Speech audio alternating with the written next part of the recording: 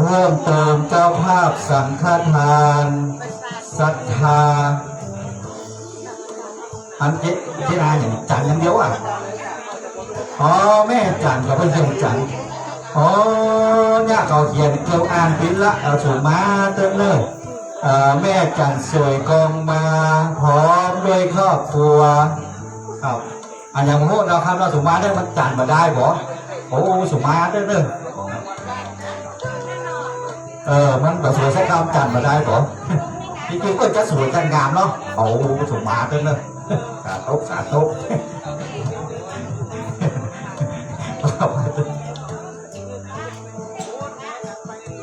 นะครับเพิ่มเติมสังฆทานนะครับเนาะแม่จันสวยกองมาพร้อมครอบครัว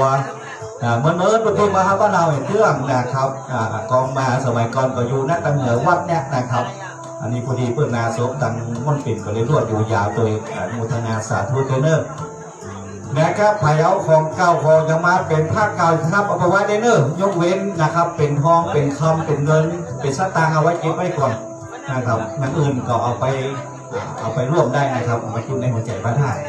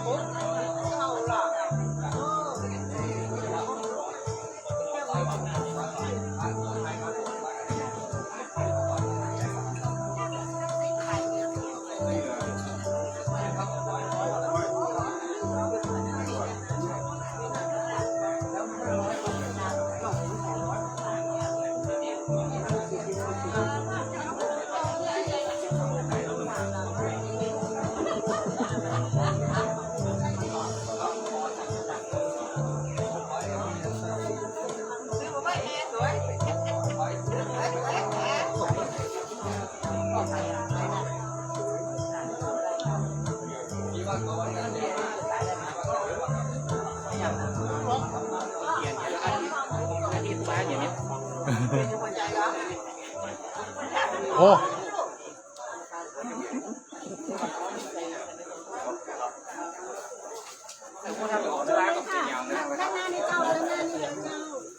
คืออะไรอาจารย์มันหักเหรอครับอาจารย์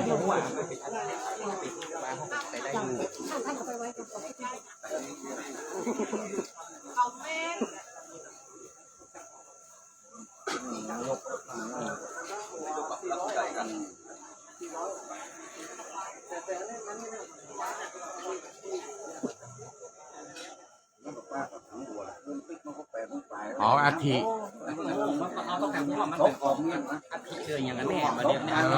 ถ้าเป็นอาทิเนี่ยมันก็ไม่เหมาะเนาะ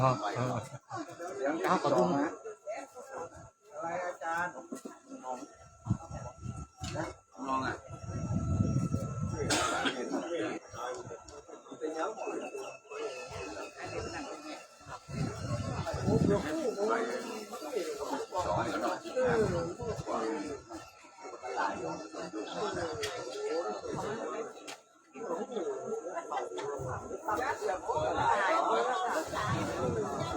ลุงให้บอกไปดังนะล็อกอ่ะด่านเท่าของมีเลยลูก13ไม่ถึงประสงค์ออกเก็บ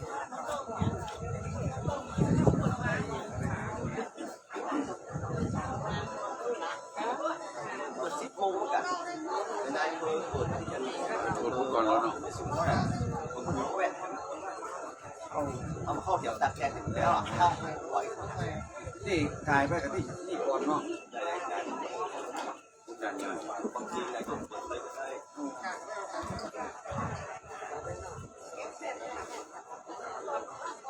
หลายงานอย่างหลายคนไม่ได้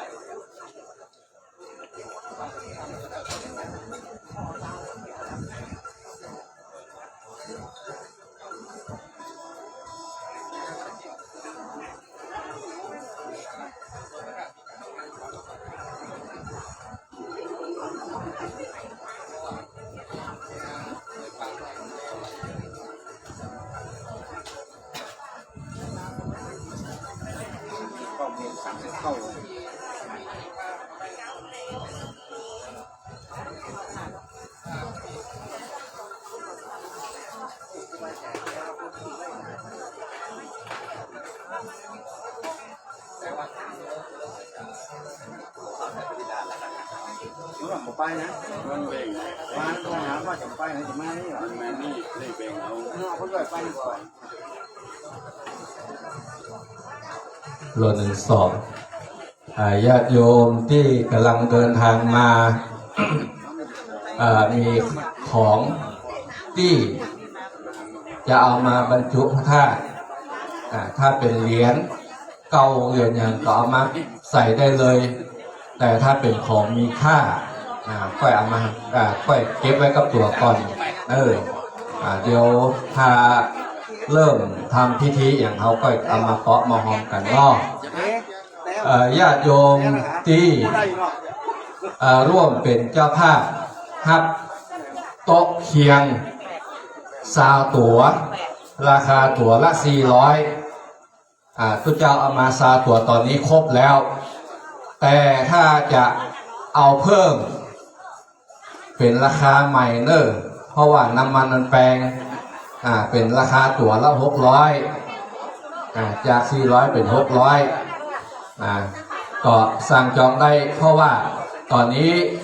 มีโยมต้องการเพิ่มโยมต้องการจะเป็นเจ้าภาพเพิ่มราคา400นี่ครบแล้วถ้าเป็นมาหันชุดหนึ่งจะเป็น600ก็ทุกปีเลยหน้า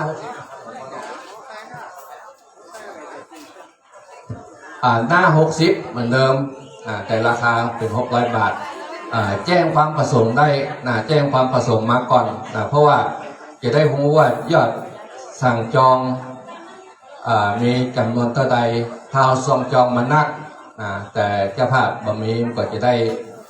ครอบเก่าออกอันนี้ก็แจ้งให้คณะสถานได้ทราบทุกครั้งมีการมีงานได้ไปเสาะยืมวัดต่างๆอย่างที่หลวงพ่อเจ้าคณะอำเภอนั่งตรงนี้ก็ยืมมาจากสันปะคาแล้วต่อไปจะมีงานตลอดเนี่ยยกชัดวันที่12 กรกฎาคมเขาก็จะต้องได้ใจแหมเพราะฉะนั้นญาติโยมอาจจะเป็นเจ้าภาพโต๊ะเคียงเพิ่มก็แจ้งความประสงค์จองก่อนก็ได้ราคาตั๋วละ600 บาทหรือว่าโต๊ะมาแล้วก็มาจองก็ได้จองก่อนก็ได้ตามความประสงค์ของคณะสัทธาญาติโยมเฮาเนอร์บ้านไก่สันปาคาห้วยงูนอกห้วยงูกามที่มาร่วมบรรจุหัวใจพระธาตุในวันนี้ขอแจ้งญาติโยมทั้งหลายกำหนดการที่จะทำพิธีบรรจุหัวใจพระธาตุนั้นเวลา9:39 นาทีโดยประมาณอันนี้เป็นเวลาไทยเนอร์ไม่ใช่เวลาฝรั่งพระสงฆ์องค์สังฆเจ้าเปิ้นมากันพร้อมแล้วศรัทธามาพร้อมแล้วท่านนายกท่านกำนันมาพร้อมแล้วก็จะได้เริ่มพิธีจุดธูปเทียนบูชาพระรัตนตรัยหลวงพ่อพ่อครูสุจิตานุรักษ์ท่านเจ้าคณะอำเภอฝางจะเป็นองค์จุดธูปเทียนบูชาพระรัตนตรัยแล้วก็แจ้งผู้ที่มีรายชื่อดังต่อไปนี้จุดธูปเทียนนวโลกุตระที่หน้าพระธาตุจำนวน9 รูปท่าน1คืออาตมาหรือว่าพระเจ้า2หลวงพ่อวัดดอยหลวงพ่อพระครูปฏิภาณธรรมทินแล้วก็พระอาจารย์สมชาติ1 รูปเป็นตัวแทนคลื่นสีขาวจุดธูปเทียนนวโลกุตระ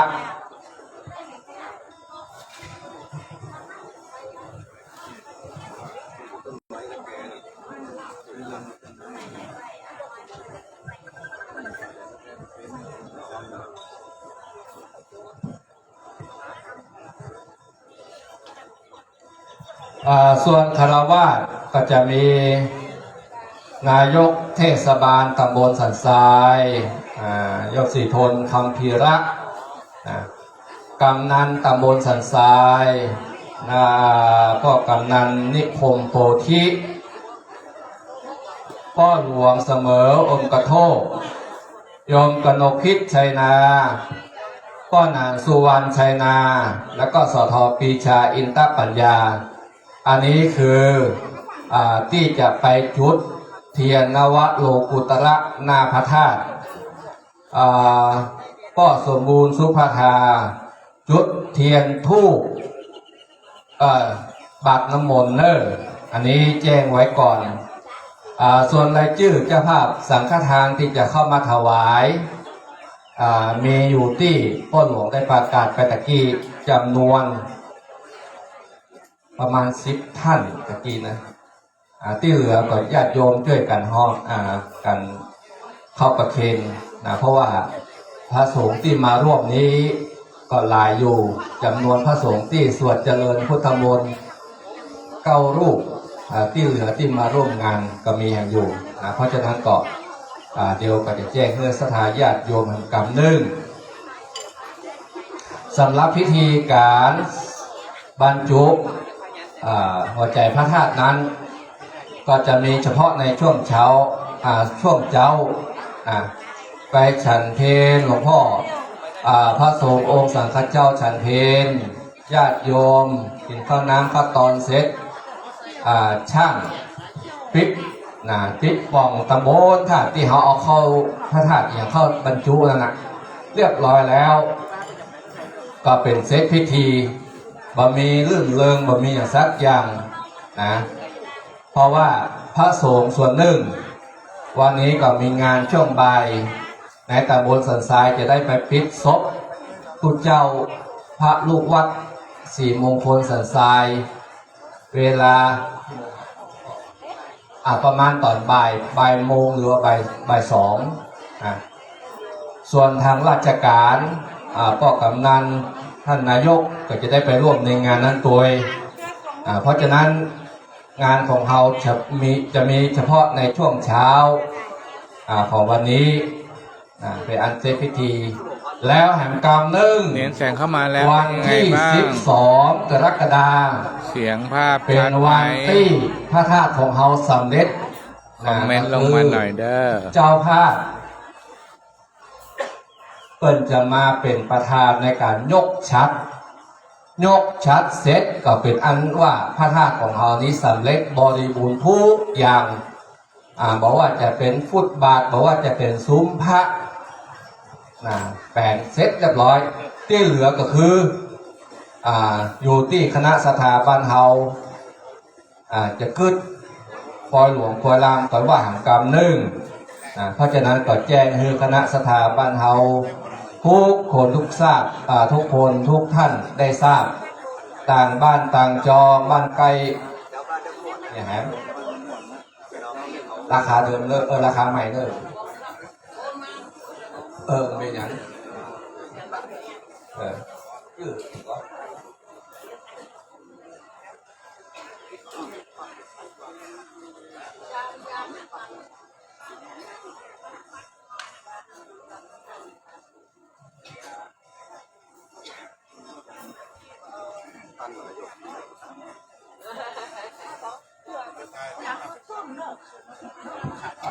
ฮะพระอาจารย์สมชาติอยู่ทางไหนเอ่ย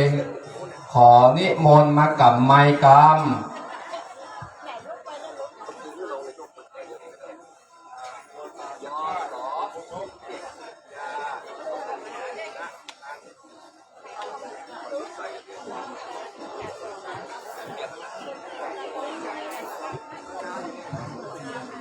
นะครับตอนนี้ก็9 โมง 35แล้วนะครับตอนนี้นะครับตามพระเถระนุนแล้วพระสงฆ์ท่านหลวงพ่อท่านพระครูแทนพระครูที่ปรึกษาเจ้าหน้าอำเภอแล้วก็หลวงพ่อท่านเจ้าคุณพระราชที่ประชุมหอนะครับมาถึงหลักนะครับเนาะเดี๋ยวสักครู่นึงก่อนจะไปเริ่มกันนะครับตามเวลา เพราะว่าวันนี้จิตหลายงานพี่น้องครับกับเพื่อนกับสปีดที่มนหลายที่นะครับ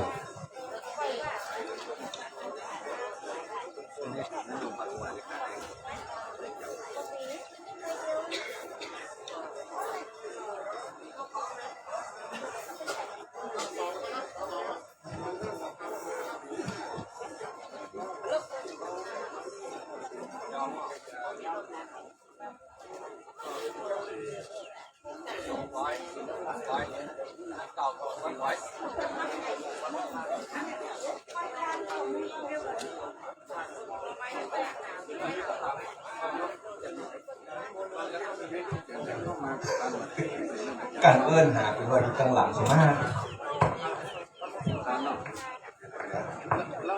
ไหว้สาถวายความเคารพ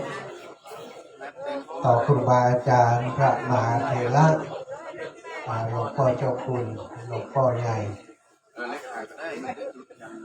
หลวงพ่อท่านพระครูสุกิตานุรักษ์กับคณะอำเภอฝางดร.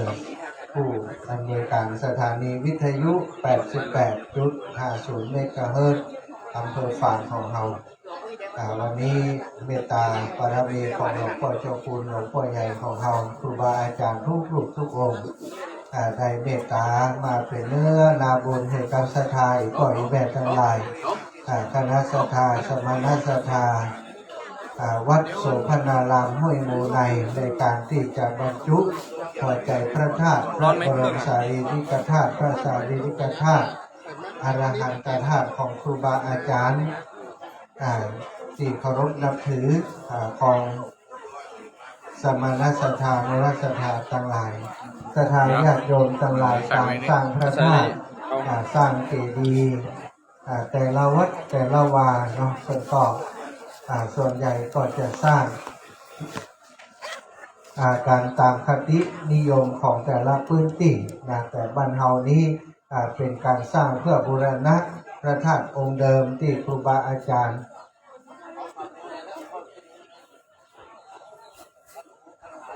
ไม่ใช่เนี่ย บอกอาจารย์สีนิมนต์อาจารย์น่าจะไปลูกมือดี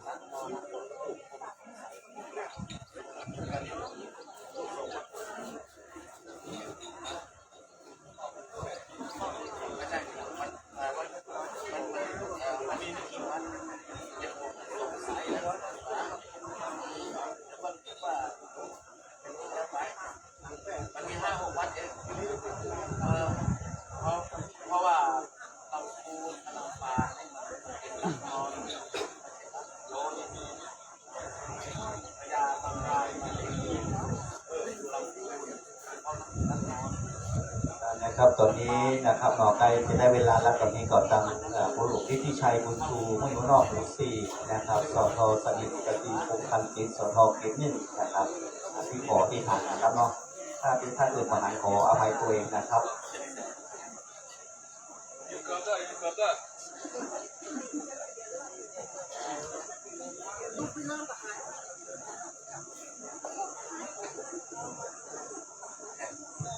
ศรัทธาญาติโยมนะวันนี้ก็ถือว่าเป็นฤกษ์งามยามดี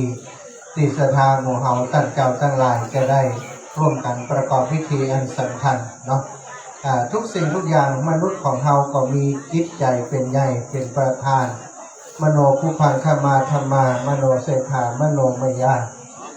ทุกอย่างจะต้องมีหัวใจสำคัญมนุษย์ก็คือจิตใจเป็นส่วนที่สำคัญที่สุดในร่างกายของมนุษย์การพระพุทธรูปก็ดีการสร้างพระพุทธรูปก็ดีการสร้างพระธาตุการสร้างเจดีย์สร้างสถูปต่างๆสิ่งที่เอามาสร้างวัสดุอุปกรณ์ศรัทธาก็จะหันว่าเป็นอิฐเป็นปูนเป็นเหล็กเป็นอย่างต่างๆที่เอามาสร้างแต่ว่า เปิ้นก็จะได้เสกซ่อมย้อนยกเมื่อเป็นที่ควรแก่การสักการะบูชาของพุทธบริษัททั้งหลายพุทธบริษัทของเราก็ถือว่ามีรัตนะอันประเสริฐ3ประการที่เป็นหลักยึดเหนี่ยวจิตใจของหมู่เฮาก็คือพระพุทธพระธรรมพระสงฆ์ศรัทธาญาติโยมซึ่งพระพุทธองค์พระพุทธเจ้าของเราพระองค์ได้ปรินิพพานไปแล้วเมื่อ 2,500 กว่าปีแต่มีความเชื่อว่าพระบรมสารีริกธาตุของพระองค์ได้กระจายแผ่ไปทั่วทุกมุมโลกศรัทธาญาติโยมทั้งหลายฉะนั้นในการที่สร้างพระธาตุก็ดีหรือว่าพระเทาเพราะว่าเจดีย์ก็จะต้องมีสิ่งสำคัญนี้บรรจุเป็นหัวใจพระธาตุอยู่ตั้งในคนบักก่อนคนโบราณสมัยอาตมาภาพยังน้อยๆอยู่สมัยนั้นบ่มีไฟฟ้าก็จะหานว่ามันมีลูกแก้วออกจากพระธาตุจากดอยม่อนนั้นดอยม่อนนี้ไปแอวหากันว่าเปิดว่าเดือนเพ็ญขึ้น15ค่ำการต่างๆวันสำคัญทางศาสนาจะหันพระลูกแก้วเรียกว่าลูกแก้วนอที่เปิดออกไปแอวหากันพระธาตุหม่อนเวียงไปหาพระธาตุวงตาเนี่ยอย่างตังบ้านเฮาก็พระธาตุนั้นไปหาพระธาตุนั้นไปแอวหากันสถานเป็นลูกสีเขียวก็มีสีน้ำเงินก็มีมันเปิ่นจะลอยไปถ้าคนตักเปิ่นก็หายไปบางเจ้าเปิ่นก็ปรากฏคือหันขึ้นลงอันนี้คือสิ่งที่เขาได้หันกันสมัยก่อนนั้นก็เป็นความเชื่อเป็นความ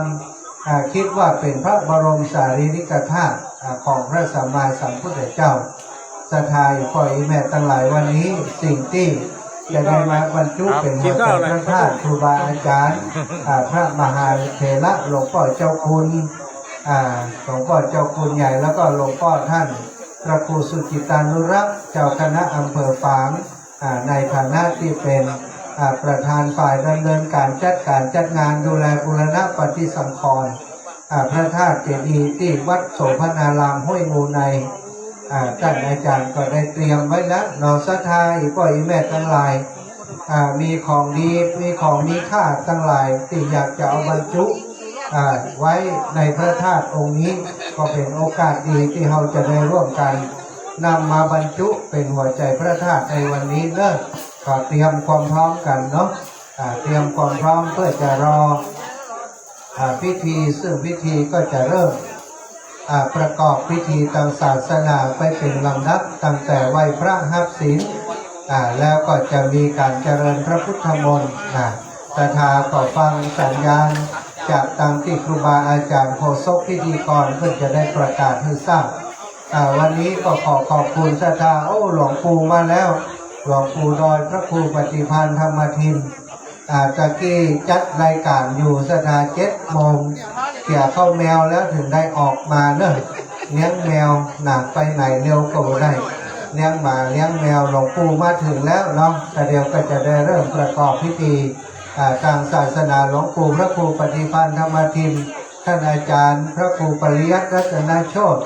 อาจารย์มหาเสาแก้วนาทุกปีออยเดินทางมาถึงกันแล้วเราก็จับเวลาพอเหมาะพอดีแล้วก็สักกรรมจำลำก็จะได้เริ่มประกอบพิธีทางศาสนาก่อนมาอ่านมันจะฝ่ายไปมันก็จะฮ้อนไปเนาะศรัทธาญาติโยมปล่อยแบบทั้งหลายขอบคุณกับศรัทธาทั้งลำปางติดตามลำตัวมาร่วมบุญร่วมกุศลกับพี่น้องวัดโสภณารามบ้านห้วยงูในวันนี้เนอะศรัทธาลำปางก็ติดตามกันมา1การรถตู้ตื่นตั้งแต่ตี 2 ตี 3แล้วกว่าจะออกเดินทางได้ก็ตี 4ไปออกมาถึงก็พอดีมาถึงที่นี่ได้กินข้าวต้มจากพี่น้องคณะศรัทธาห้วยงูในเตรียมสำรับกับข้าวไว้รอรับตอนรับศรัทธาพี่น้องที่เดินมาทางมาจากต่างบ้านต่างจองขอขอบคุณสำหรับข้าวต้มที่อร่อยเนอะหลวงปู่มาแล้วท่านพระครูปริยัติรัตนโชติก็ติดตามกันมาออกเดินทางประมาณ7 โมงป่ายมาถึงแล้วสดา เรียนเชิญเจริญพรเด้อศรัทธาเข้ามาอยู่ใกล้ๆบริเวณใต้ร่มเงาไม้ต้นไม้ของเราที่นี่ท่านอาจารย์พระครูศรีนะ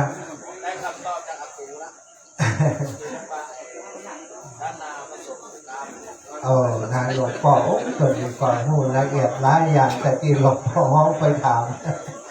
ตอบมาได้โอ้ได้ครับกราบในเมตตาครับศรัทธาญาติโยมบันทึกการถวายพระธาตุสังฆพระธาตุ3 เม็ดนี้ปีพุทธศักราช 2552 ท่านพระครูศรีสิทธิพิมลด็อกเตอร์ได้ประกาศขอมาจาก1 วัดพระธาตุดอยสุเทพราชวรวิหารโดยพระเทพวรสิทธาจารย์ธงชัยได้เมตตาจัดใส่อกแก้วแล้วก็กราบนิมนต์เพื่อสมเด็จพระมหารัชมังคลาจารย์มอบมือณวัดพระธาตุดอยสุเทพราชวรวิหารประกาศขอเองเนี่ยวัดพระธาตุสีจอมทองวรวิหารโดยพระธรรมมังคลาจารย์หลวงปู่ทองได้เมตตามอบมือณวัดพระธาตุสีจอมทองวรวิหารแล้วก็3 วัดพระธาตุหริพุนชัยวรมหาวิหารโดยหลวงปู่พระเทพมหาเกติยาจารย์ได้เมตตามอบให้ณวัดพระธาตุหริพุนชัยวรมหาวิหารหลวงพ่อแต่ละวัดเมตตาให้มาวัดละ9 เม็ดเพื่อจะแบ่งนำไปเก็บไว้ที่วัดศรีบุญเรืองมหาโพธารามภูคาอย่างละ7 เม็ดและก็วัดชัยมังคลารามเมืองปุ่นต่างประเทศเรื่องออกเดนรัฐยูทาห์อเมริกาอย่างละ1 เม็ดรวม3 เม็ดมอบถวายพระมหาสุภาสุขกามโมเจ้าวาดวัดไทยพุทธคุณเมืองLAรัฐแคลิฟอร์เนียอย่างละ1 เม็ดรวมเป็น3 เม็ดนะแล้วก็ได้ฝากท่านมหาสุภาพไปถวายท่านอาจารย์มหาบุญกัมพิตะเวโทเจ้าวาดวันนี้แบ่งมาถวายวัดโสภณารามและญาติโยมบ้านห้วยงูในอย่างละ1 เม็ดรวมเป็น3 เม็ดถวายพระครูศรีรัตนคุณขอทรัพย์มงคลจงมีแก่ทุกคนทุกท่านเถิดนี่ศรัทธาพระบรมสารีริกธาตุจะมาเรื่อยๆเปิดมาเองก็มีนะของศักดิ์สิทธิ์สิ่งศักดิ์สิทธิ์นี้เปิดบอกว่าถ้ามีหมู่เปิดอยู่เปิดจะมาหากันก็จะเดินทางมาบางทีเราได้รับบรมสารีริกธาตุจากครูบาอาจารย์ที่เปิดมอบเพื่อสถานก็ได้มาเม็ดหนึ่งเอามาใส่พระอบไว้ไปแยงพอแหมกำอยู่เป็น9 เม็ด10 เม็ดก็มีปั่นคนอื่นไปเดี๋ยวก็มาแหมแสดงว่าของนี้เป็นสิ่งศักดิ์สิทธิ์เป็นจะปากันมาอยู่ที่วัดโสภณารามก็จะมาอีกหลายองค์เนอะวันนี้นอกจากที่ประกาศไปก็ยังมีของหลวงพ่อท่านเจ้าคุณหลวงพ่อท่านพระครูสุจิตานุรักษ์แห่งครูบาอาจารย์อีกหลายรูปหลายองค์พี่น้องลำปางวันนี้จะไปกินกาแฟบนกาแฟเจ้าคุณเนอะกาแฟเจ้าคุณเจ้าคุณในวังนะ อันนี้เจ้าคุณบนดอยโอ้วัดหลวงปู่งามแต่ทายญาติโยมเดี๋ยวจะพาพี่น้องลำปางไปแอวเตรียมกล้องถ่ายรูปชาร์จแบตให้เต็มรับรองว่าสถานที่จะถ่ายรูปบันทึกภาพมีเยอะตอนนี้เพื่อจะให้ศรัทธาได้เตรียมรอได้กราบเมตตาหลวงปู่ท่านหลวงพ่อใหญ่กูจะฟังในรายการศรัทธาลำปางว่าจะแม่นตัวจริงก็หายเนาะฟังหลวงพ่อได้อุจาก่อนจะเข้าพิธีก่อนเนอะกราบได้เมตตาหลวงพ่อใหญ่ท่านพระครูสุจิตานุรักษ์ได้เมตตาพบปะกับศรัทธาญาติโยมก่อนจะเข้าสู่พิธีก่อนเนาะกราบในเมตตาหลวงพ่อใหญ่ครับถวายความเคารพครับ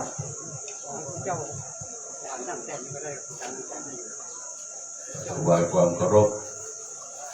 พระเถระนุเถระครูบาอาจารย์ทุกรูป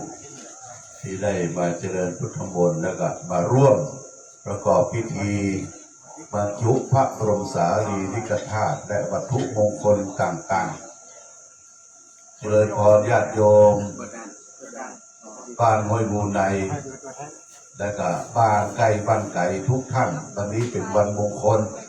วันดีวันที่10รัชกาลที่10แล้วก็เป็นวันมงคลที่เขาจะได้ยกวัตถุมงคลต่างๆบรรจุไว้ในพระธาตุหลวงพ่อว่าพระธาตุศรีมหาโพธิ์พระธาตุศรีโสพนารามศรีโสพนารามรัตนจุฬามณีรัตนนี่ก็คือแม่กิวแก้วพร้อมด้วยลูกหลานจากเชียงใหม่เป็นเจ้าภาพ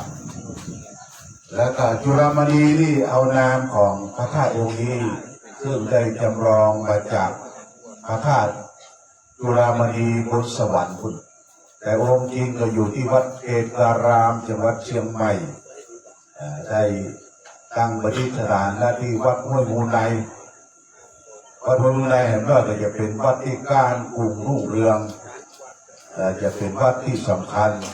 เป็นที่กราบไหว้สักการะบูชาแก่พ่อแม่พี่น้องศรัทธาญาติโยมในละแวกระหว่างนี้ทั่วไปวันนี้9 โมงครับจะ49แล้วเนาะ9 โมงกับ49จะได้เวลานิมนต์หลวงพ่อครูบาวัดพระธาตุจอมพ่อหลวงพ่อครูบาธรรมทินนิมนต์นะครับนิมนต์ตั้งประลัมพิธีแล้วก็ตุลุงแดงนิมนต์ตุลุงแดงมาตั้งเพศมาตั้งเพศและอาจารย์มหาเสาแก้วมานั่งปิดแขกที่นี่นิมนต์ครับนิมนต์ตุลุงแดงนี่ก็เปิดเทศแล้วก็อยู่ที่แม่ห้องไข่อาจารย์เสาแก้วนี่ก็เทศจะดีเลยโอ้นี่มันหาที่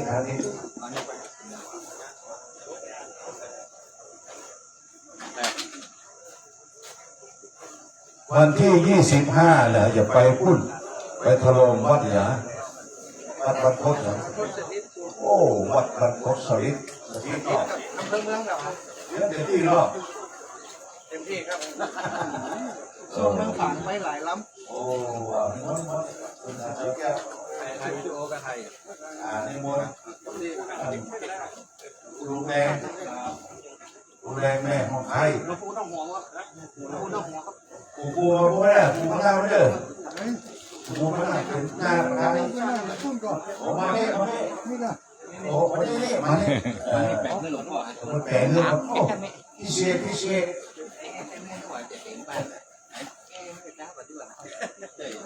อาจารย์มหาสมชาติ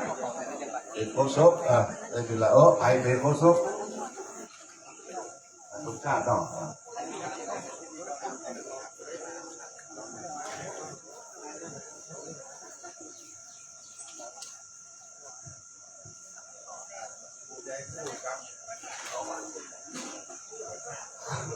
ขอถวายความเคารพนับถือพระเดชพระคุณหลวงพ่อที่ปรึกษาเจ้าคณะภาค7พระเดชพระคุณหลวงพ่อเจ้าคณะอำเภอฝางท่านรองเจ้าคณะอำเภอฝางพระเถรานุเถระเจ้าคณะพระสังฆาธิการจุตุนจุองค์ที่มีสมณะเมตตามาโพธิ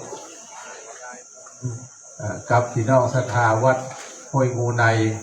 เจริญพรท่านท้องถิ่นมีท่านนายกผู้หลวงกำนันสมาชิกสภาทุกท่านพี่น้องศรัทธาทั้งหลายที่เดินทางมาจากต่างจังหวัดอยู่ผู้ในคนวันนี้เราทั้งหลายได้พากันมาปั้มเปงปารมีธรรมโดยที่จะกระทำพิธีบรรจุพระสารีริกธาตุแล้วพระเกศาธาตุอรหันตธาตุตามที่ทุกท่านได้นำมาในวันนี้นอกจากนั้นก่อนยังจะมีเข้าของเงินคำบรรจุร่วมโดยอันเป็นการปูจาพระธาตุในวันนี้ก็ตั้งหลวงพ่อเจ้าวาดก็ได้นิมนต์พระมหาเถระจำนวน1มาโปรดเมตตาได้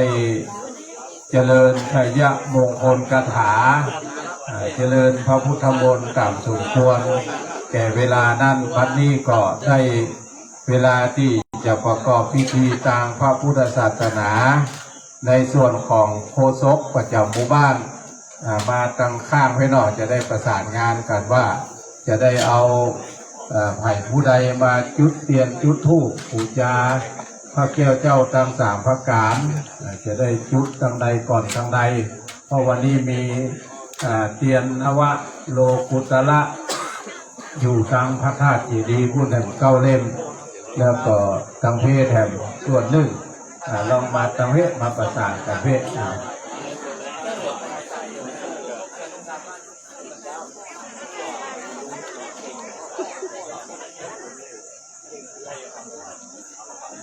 ตอนนี้ทุกอย่างพร้อมแล้วขอเชิญโฆษกได้ประกอบพิธีกรรมเนาะจะได้เชิญไปจุดเทียนธูปบูชาพระแก้วเจ้าทั้งสามประการ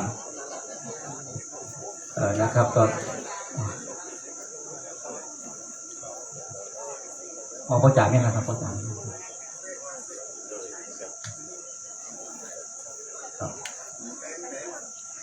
ที่ไหนเป็นนะครับตอนนี้นะครับเนาะทุกท่านทุกคนพร้อมกันแล้วก็จะได้เริ่มนะครับเนาะจุดธูปเทียนบูชาพระรัตนตรัยนะครับก็นิมนต์นะครับท่านหลวงพ่อเจ้าคณะอำเภอฝางท่านพระครูดร.สุจิตานุรักษ์นะครับวัดพุทธบาทอุดมครับกราบนิมนต์ครับทุกท่านทุกคนนะครับพนมมือตัวเองนะครับ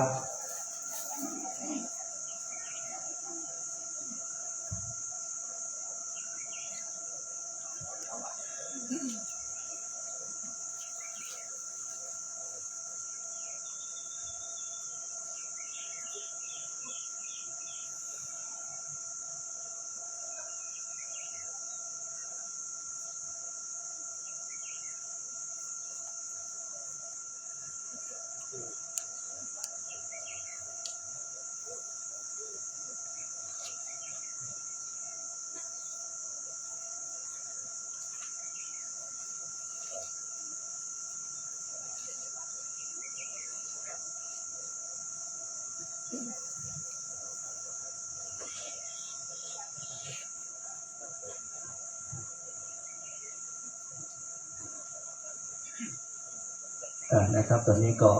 พระอาจารย์นะครับประเคนครับพระอาจารย์นำให้ก็ได้เวลาสมควรนักงานงานดงตัวตั้งแต่ที่จะถูกการดอกไม้ไว้ทาง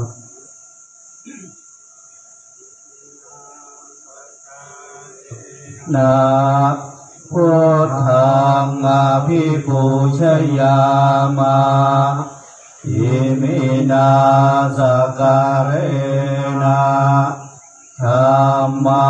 งอภิปูชยามาอิมินาสการะนะสังฆังอภิปูชยามาอะระหังสัมมาสัมพุทโธภะคะวาพุทธังภะคะวันตังอะภิวาเทมิสวากขาโตภะคะวะตาธัมโมธัมมังนัมมัสสามิสุปฏิปันโนภะคะวะโตสาวกสังโฆสังฆังนามามิอันตุมายังพันเตติสาลาเนนะสาปัญจศีลานิยาจามาโคติยามเตมายังวันเตนิสาลาเนนะสหปัญจศีลานิยาจามาตาติยัมเปมายังวันเตนิสาลาเนนะสหปัญจศีลานิยาจามา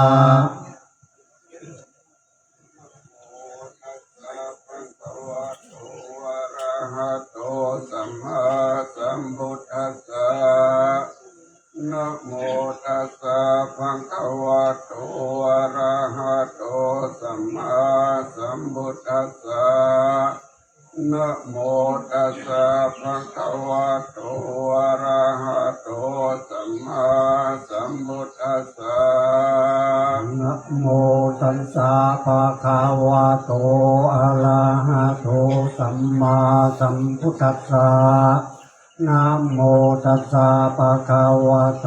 อะระหะโตสัมมาสัมพุทธัสสะ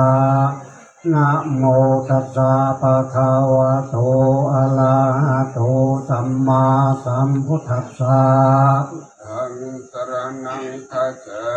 มิ พุทธังสรณังคัจฉามิ ธัมมังสรณังคัจฉามิ ธัมมังสรณังคัจฉามิ ทังสรณังคัจฉามิ สังฆังสรณังคัจฉามิ ติยัมปิพุทธังสรณังคัจฉามิ ทุติยัมปิพุทธังสรณังคัจฉามิ ทุติยัมปิธัมมังสรณังคัจฉามิ ทุติยัมปิธัมมังสรณังคัจฉามิ ทุติยัมปิสังฆังสรณังคัจฉามิ ทุติยัมปิสังฆังสรณังคัจฉามิ ตติยัมปิพุทธังสรณังคัจฉามิ ตาติยัมปิพุทธังสรณังคัจฉามิ ตติยัมปิธัมมังสรณังคัจฉามิ ตาติยัมปิธัมมังสรณังคัจฉามิ ตติยัมปิสังฆังสรณังคัจฉามิ ตาติยัมปิสังฆังสรณังคัจฉามิ สรณะขมานังนิทิตา ธรรมพันเต อานาติปาตาเวรมณีสิกขาปะทังสมาธิยามิ อานาติปาตาเวรมณีสิกขาปะทังสมาธิยามิ สินนาตานาเวรมณีสิกขาปะทังสมาธิยามิ อาทินนาทานาเวรมณีสิกขาปะทังสมาธิยามิ อาเมสุมิชาจาราเวรมณีสิกขาปะทังสมาธิยามิ อาเมสุมิชาจลาเวรมณีสิกขาปะทังสมาธิยามิ สาวตาเวรมณีสิกขาปะทังสมาธิยามิ สาวาตาเวรมณีสิกขาปะทังสมาธิยามิ ราเมรยะปัจจปมาตฐานาเวรมณีสิกขาปะทังสมาธิยามิ รามเมรยามัจจปมาตฐานาเวรมณีสิกขาปะทังสมาธิยามิ มานิปัญจสิกขาปทานิสีเลนะสุขติยันติสีเลนะโภคสัมปทาสีเลนะนิโพธิยันติตัสมาสีลังวิโสทะเย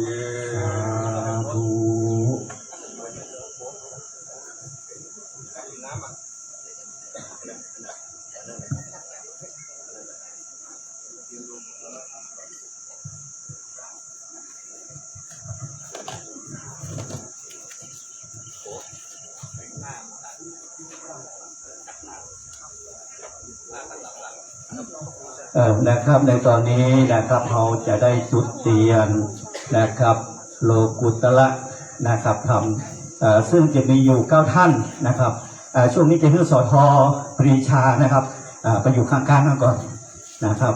อย่าพร้อมแล้วก็สับไปถ่ายรูปโอ้อันไม่มีให้เราสทแปลงไว้ให้ละอันนั้นมันสั้นไปว่าอย่างนะครับจะได้นิมนต์นะครับ3ท่านก่อนนะครับเนาะท่านแรกท่านพระครูศรีครับ นะครับท่านแรกท่านพระครูศรีรัตนคุณนะครับเจ้าวาดวัดโสมนารามนะครับเรนที่หนึ่งสูงพระเจ้าสะท้ออันสูงเหลือเพื่อนได้นะครับเรื่องที่สองครับนิมนต์ท่านพระครูปฏิทานธรรมทินนะครับพระประธานจบพรนิมนต์ท่านครับท่านพระครูครับ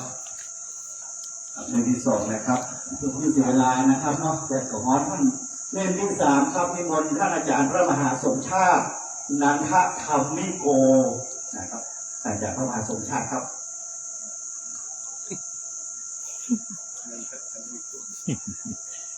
อ๋อถาตะปัญโยสุมานะครับท่านที่ไปครับ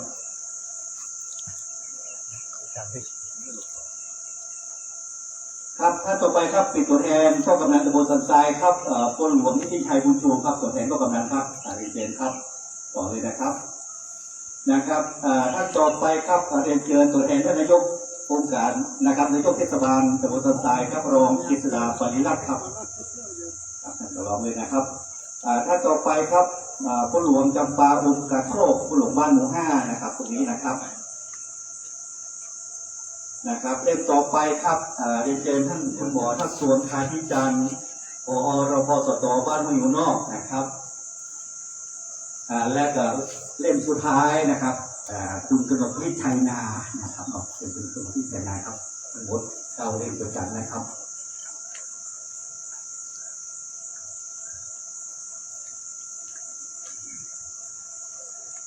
ครับใน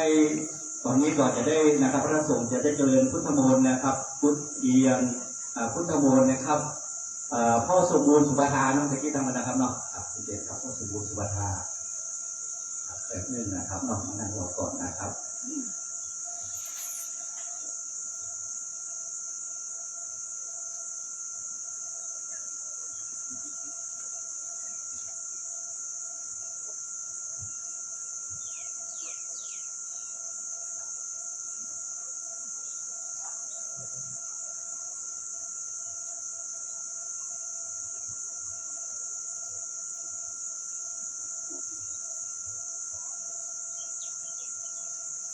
เสร็จแล้วก็นะครับมานั่งที่เดิมนะครับนะ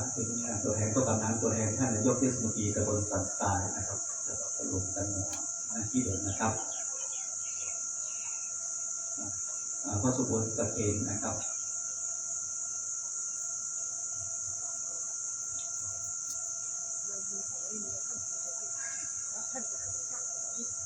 วิปัสสิปฏิภา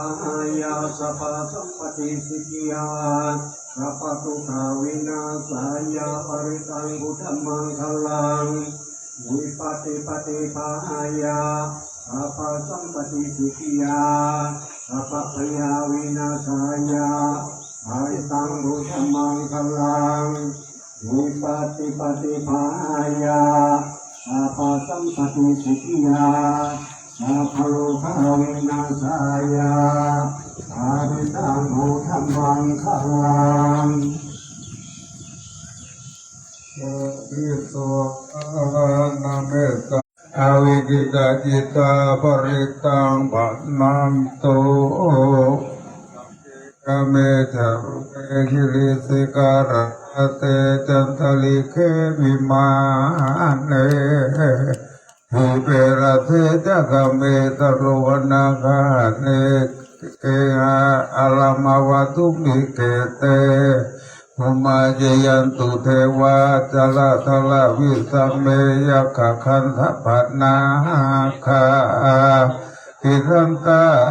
สันติเตมุนิวรปัจจนังสัตวเมสุนันโตธรรมสวนาคาโลยัมปะทันตาธรรมสวนาคาโลยัมปะทันตาธรรมสวโมตัสสะภะคะวะโตอะระหะโตสัมมาสัมพุทธัสสะนะโมตัสสะภะคะวะโตอะระหะโตสัมมานะโมตัสสะภะคะวะโตอะระหะโตสัมมาสัมพุทธัสสะพุทธังสรณังคัจฉามิ มิสังฆังทุติยัมปิพุทธังสรณังคัจฉามิทุติยัมปิธัมมังสรณังคัจฉามิทุติยัมปิสังฆังสรณังคัจฉามิตติยัมปิพุทธังตติยัมปิธัมมังสรณังคัจฉามิตติยัมปิสังฆังสรณังคัจฉามิสรณะธัมมานังนะโมเมสัพพะพุทธานังกวัตติสาวรลักขันโนวิโรเมตังกะโลมหายาโสสรนังกะโลโลกายิโตติปังกะโรสุตินทะโลกุณฑัญโยจันนาปะโมโคมังกะโลปุริสัสสะโพสุมันโนพุทโธราติวัตตันโนสุปิโตคุณสัมปันโนอนุมัตสิจานุตตมโมปัจจุโมโลกัปปัจจุโตนะระโตวะลาสารติปัจจุมุตตะโลสัตตะสะโลสุเมโตอาสาปุกขะโลก็โกปิยตัสสินาราสะโพ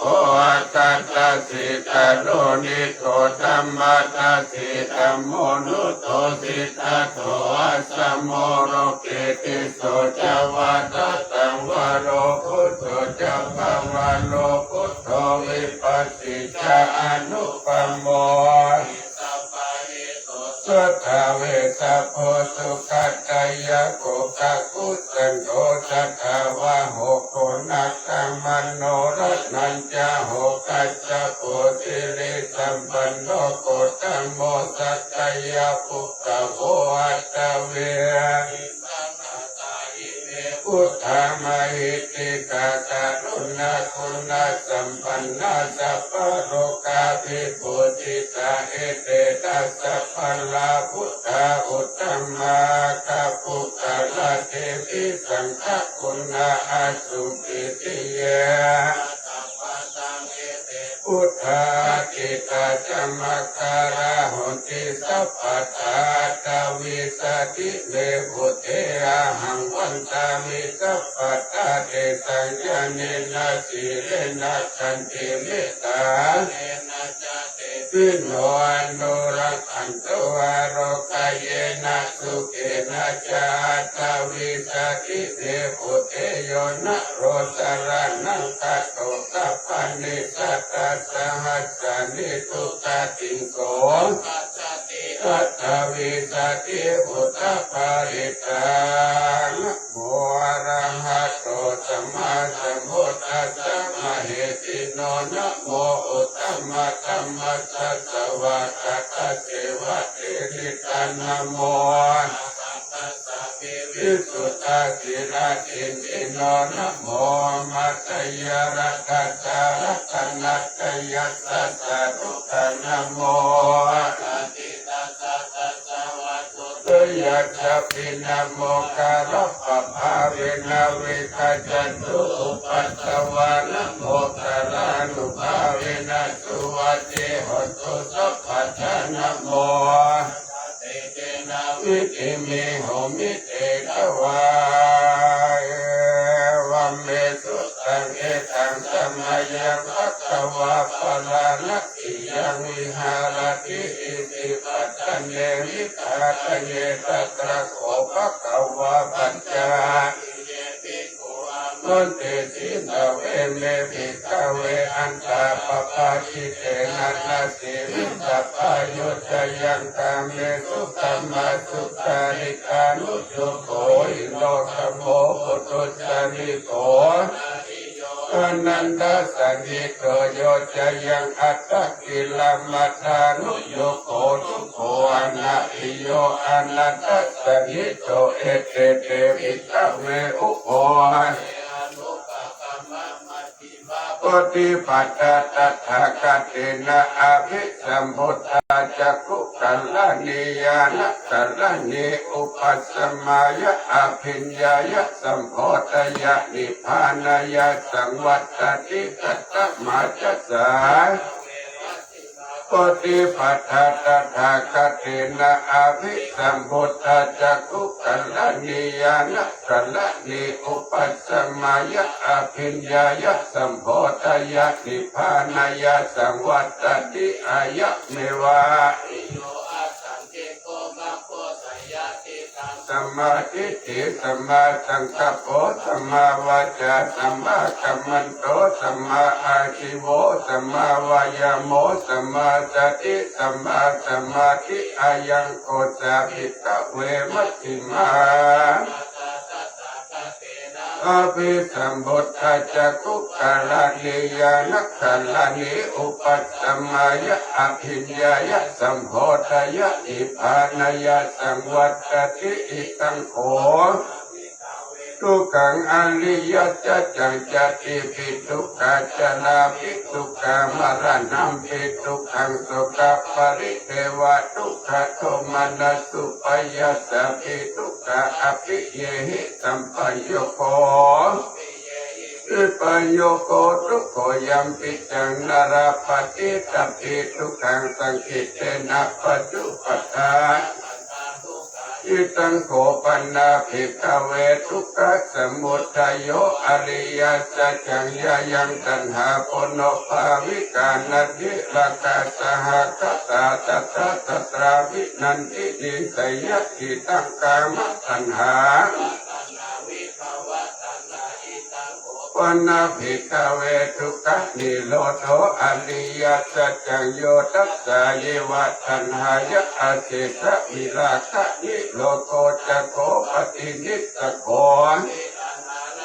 อิตังโขปนาภิกขเวทุกขานิโรธกามิหิปฏิปัฏฐาอริยสัจจังอายะเมวะอริโยอะทังคิโกมะโกตัญญาติตังสัมมาทิฏฐิสัมมาสังกัปโป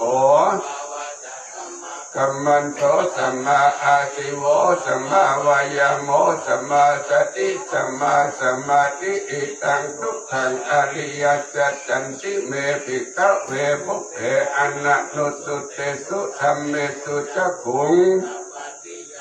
อุตตปาติปัญญาอุตตปาติวิจาอุตตปาติอาโรโกอุตตปาติตังโขปนิตังทุกขังอริยสัจจังปริญญายันติเมภิกขเวภุเพอนันนุสุเตสุ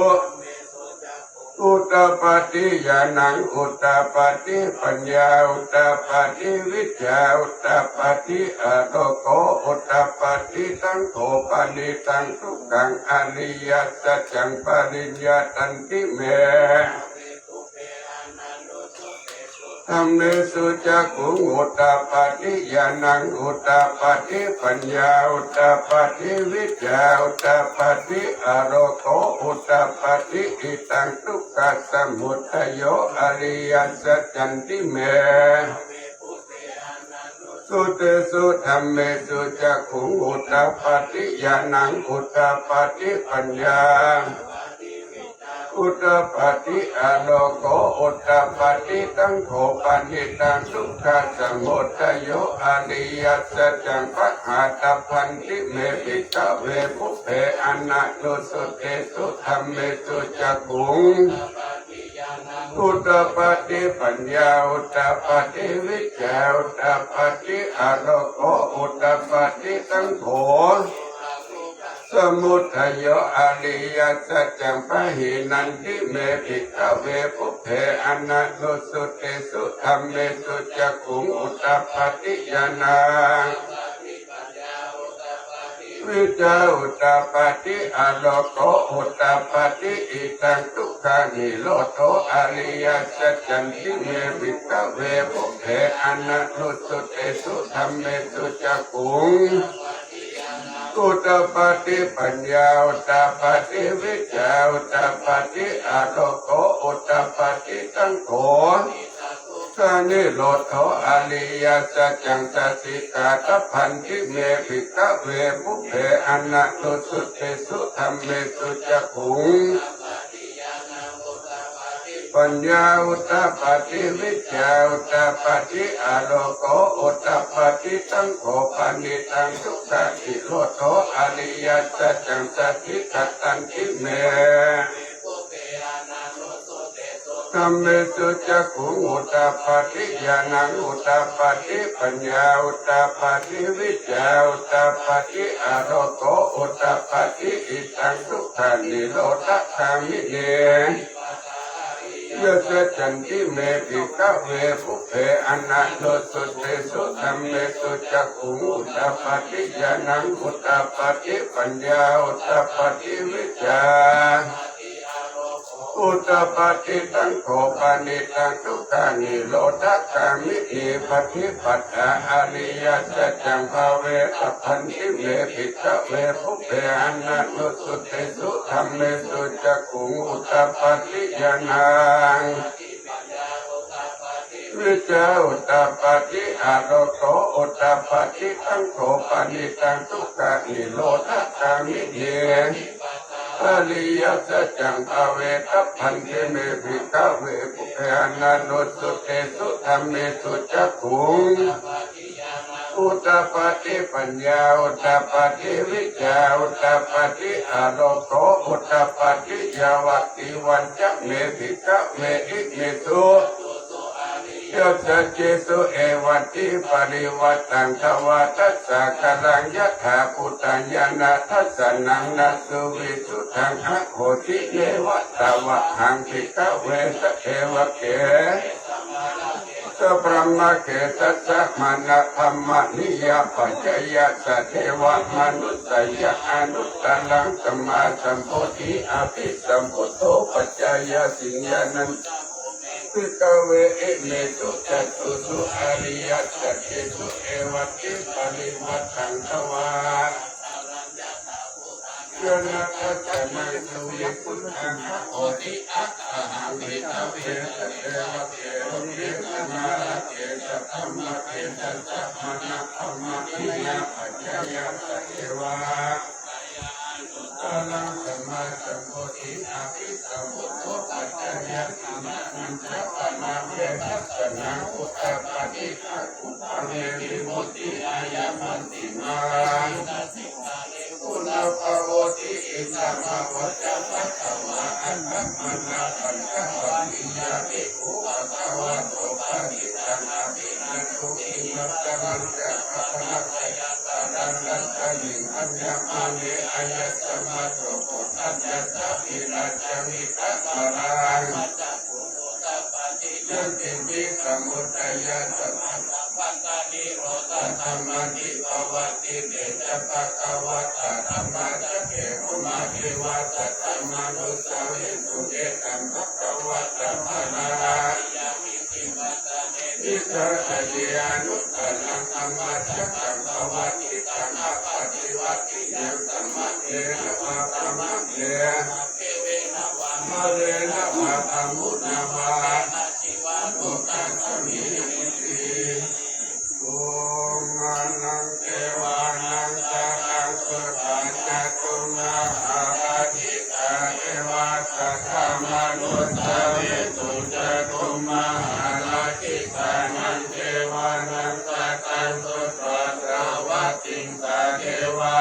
ธัมมานุสาวิสุตวะติงสานังเทวานังสัตตังสุปยามาเทวาสัตตังมนุสาวิสุญญามานังเทวานังสัตตังสุปตุสิตารังวาสัตตังมนุสาวิสุตุสิตานังเทวานังสัตตังสุปนิมานาราติเทวาสัตตังมนุสาวิสุนิมานาราตินายวานังสัตตังสุปปาราติมิตาวาสวัตติเทวาสัตตังมนุสาวิสุปาราติมิตาวาสวัตตินังเทวานังสัตตังสุปปมะกายกาเทวาสัตตังมนุสาวิสุเอตัมภะคะวะตาปารานะสิยังอิสิปัตตังเนมิตาทายเยอนุตตรังธัมมา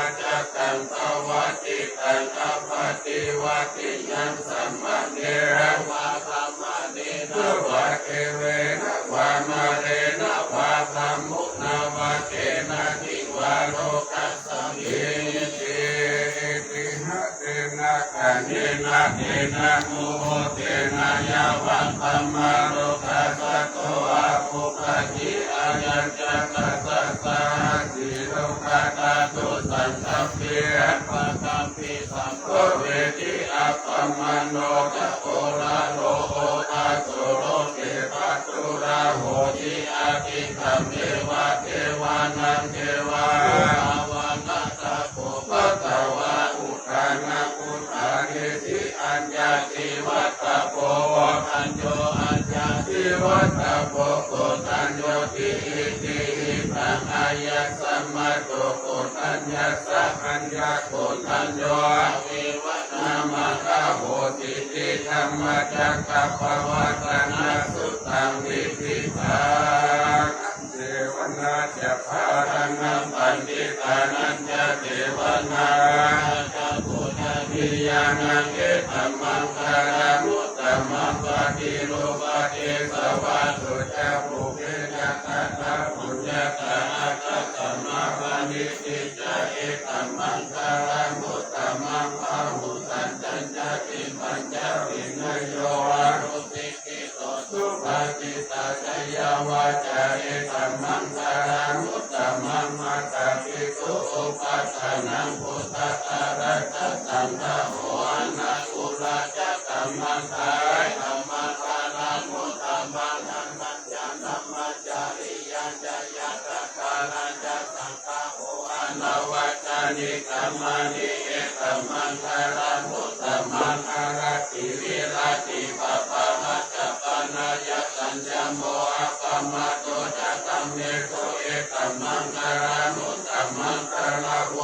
นิวัตตุจะสันตุติจักตัญญุตตะเลนะธัมมัสสวะนาเอตัมมังคารามุตตมังคติยะโสวัจจะสัตตะสัมมานาหัจจะสัสสะนังคาเรนะธัมมัสสะกัจจาเอตัมมังคารามุตตมังคะโพจะปมัจจาริยะจะอริยะสัจจานะกัสสะนังนิพพานัสสติกิริยะจะเอตัมมังคารามุตตมังพุทธัสสะโลกตัมเมหิติสายัญสันนะกัมปติอาสุขังวิราชังเกมานิธัมมังคารามุตตมังเอตานิสานิกัตวานัสสัพพะธัมมะปาราชิตาสัพพะทัสสุติกัจจติตันเตธัมมังคารามุตตมันติมหามังคาราสุขา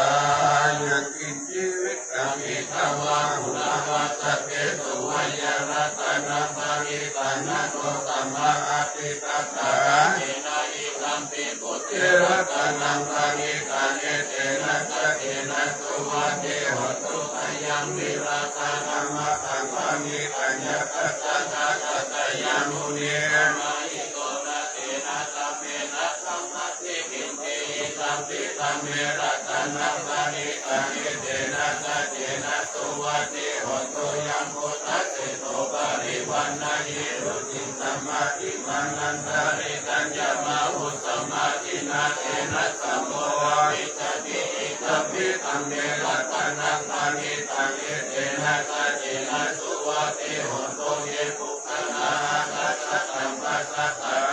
ริเอตานิโยคนิหนติเตนะกินายาตุตัสสะตะสาวะกะเอเตสุขินานิมหาภารานิอิตัมปิตัมเมรัตนาริกามิเตนะสะเจนะสุวัตเตหนโตเยสุปยุตตมันนาสาตาหินานิกามิโนโกตมัสสานังพิเตปฏิปตาสุวัตตังวิจัยหารัตตามุตานิพุติมุจจามานาอิตัมปิสัมเทรัตนังปานิตาเวเตนะสัจเจนะสุวัตเตหนโตกินังปุรานาราวังนาติสัมภวังวิรัตติตายาติเกวัสมิเตกินัปปิจาวิตุริกันตานิปันนิติรายะตายัมปติโพหินัมปิสังเกตนัมปริตาเกเตนะสัจเจนะสุวัตเตหนโต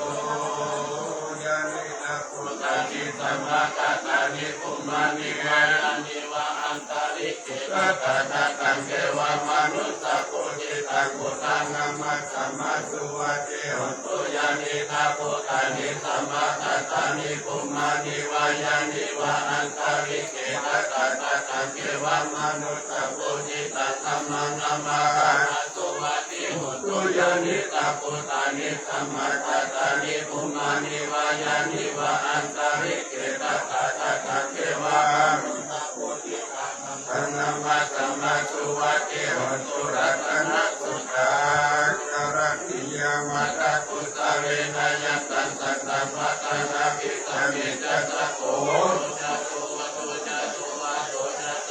ตัวเนติมานิตักขุสัตโตจักขุปารจาปฏิโยจัสสาราอุตาโรติสันติสาริโยจานิปัสโตจะอาภัสสะโภคุเลสุอานานุกิโตนะจักขุตังสัมมาจาริกิจิเยนะวิญโยรายอุปปะจโยสุขิโนวะเกมิโนหนตุสัพเพสัตตะภวันตุสุขิตาคายิกิจิปันนะปุตตันติตัสสะภาวะลาวะอนาโวติสานิกาวะเยมะหันตวะมัจฉิมารัสสะทานุขะอุราติขาวะเยจาติขะเยจัตุเรวะสังกิยาวิตุเรมุตตวะสัมภเวสิวะสัพเพสัตตะวะโกโนติตัสสะนะปะโรปะรันติปุเพตังอะติมันเยตากะตตินันติจิปยาโรตันนาปะติตัสสัญญาณายะมัญญาตาสุขันติสยามัตตายะกานิยาปุตตะกายุตาปุตตะมนุรเกวะภิกขปะพุทธิสุมาณะสัมภวะเยอปาริมานังเนตัญจสัพพะโรกัสสมิมานะสัมภวะเยอิมานะอุตาสุจติริยังกะสัมปะตะเวนะตัสสะปะทังกิตัจจลังนิสิโนวะเตยันโนวะยาวัตตสะวิกัตตามิโกเอตัสสะตินะกิตยะปัมมะเมตังวิหารามิตัมมาหุติปิจาปะกามะทิวะตัสสะเนนะสัมปันโนธรรมิสุวินัยะเกตังนาหิตัตถุปัสสยะมุนะเรติปิการะนิยเมตสุขาอิติปิโสภะคะวะอะระหังสัมมาสัมพุทโธวิจัจจารณะสัมปันโนสุขะโตโลกวิทูอนุตตโรปุริสกัมมสานินาตาเกวะมนุสสานังพุทโธภะคะวะติสวะคะโตภะคะวะตะธัมโมสันติติโกอาจาริโกเอหิปัสสิโกปัญญยิโกปัจจตวิติตาโพวิติโกนี่ออกที่ทางวันนี้ใช่ครับแต่ สถานีวิทยุไฟหินอ่อนครับ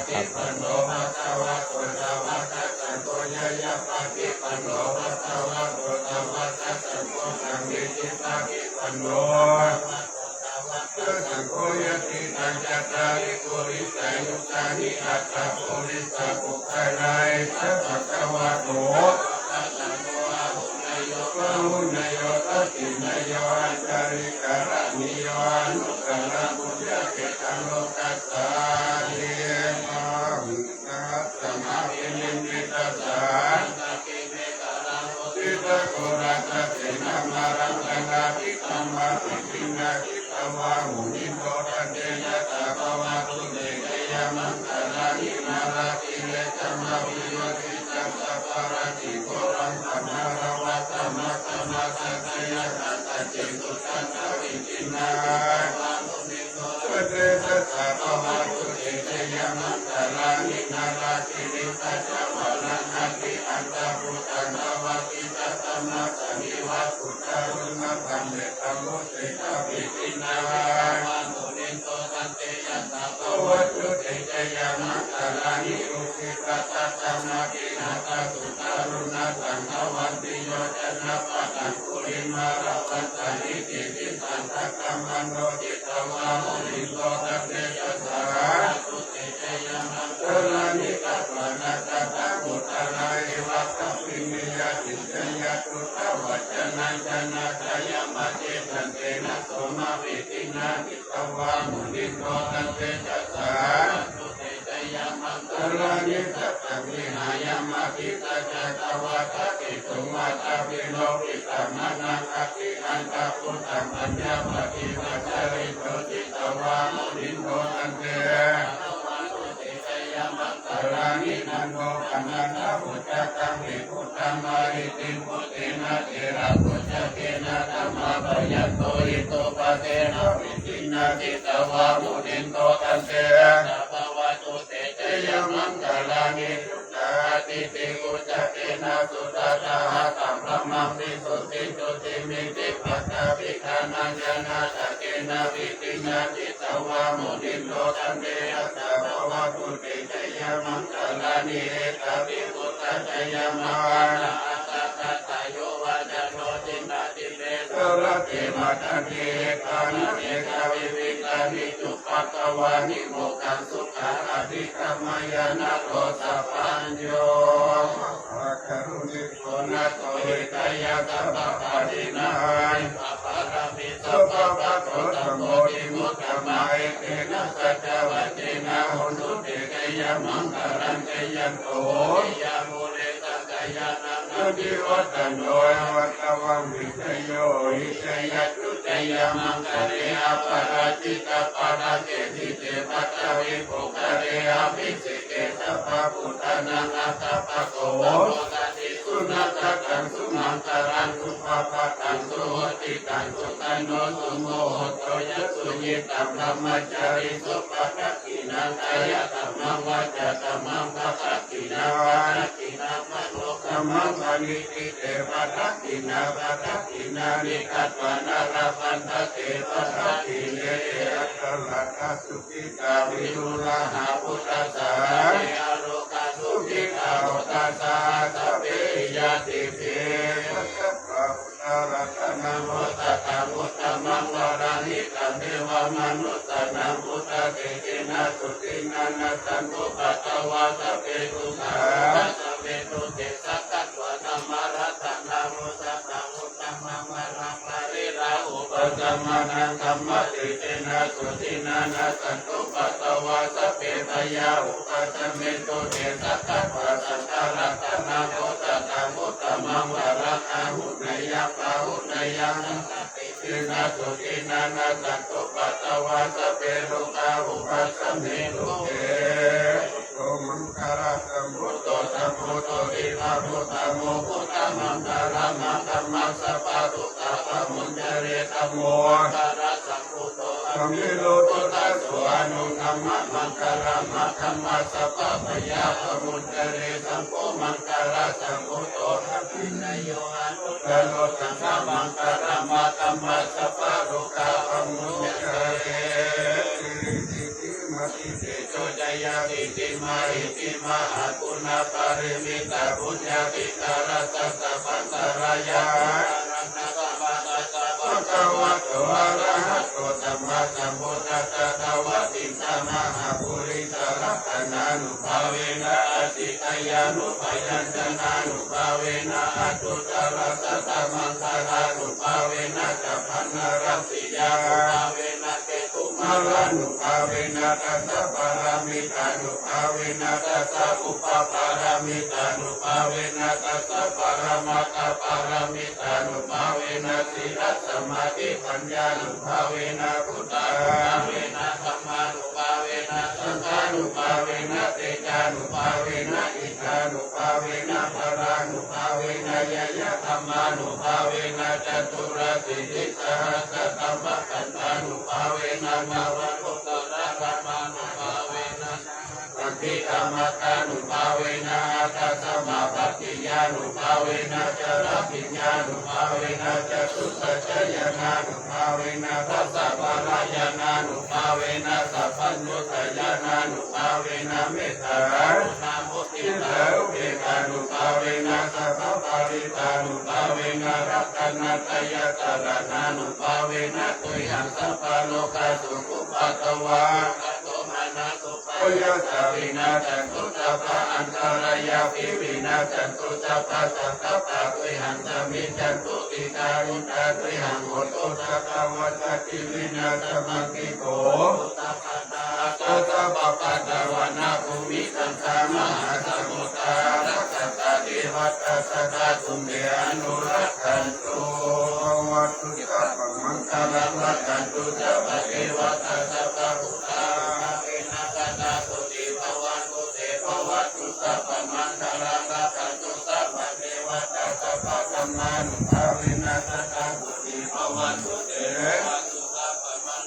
ก็เป็นบรรยากาศนะครับชาวบ้าน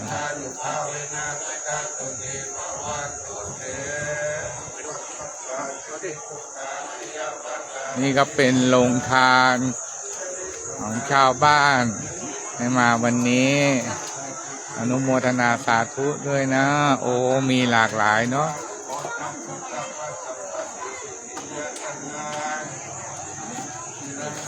นี่ก็เป็นโรงทานเนาะ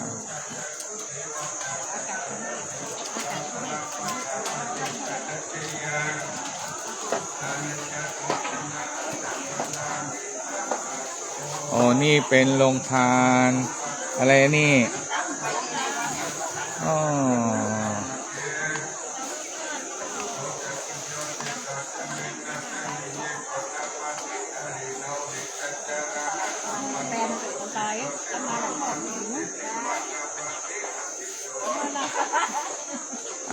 นี่พามาชมโรงทาน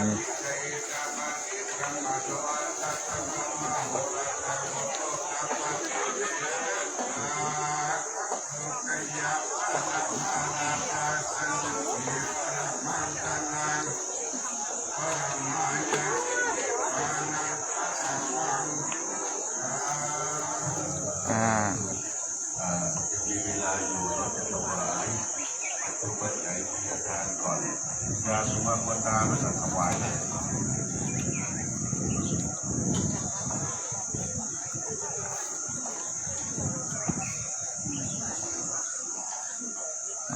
ดูแล้วชาวบ้านห้วยงูไหน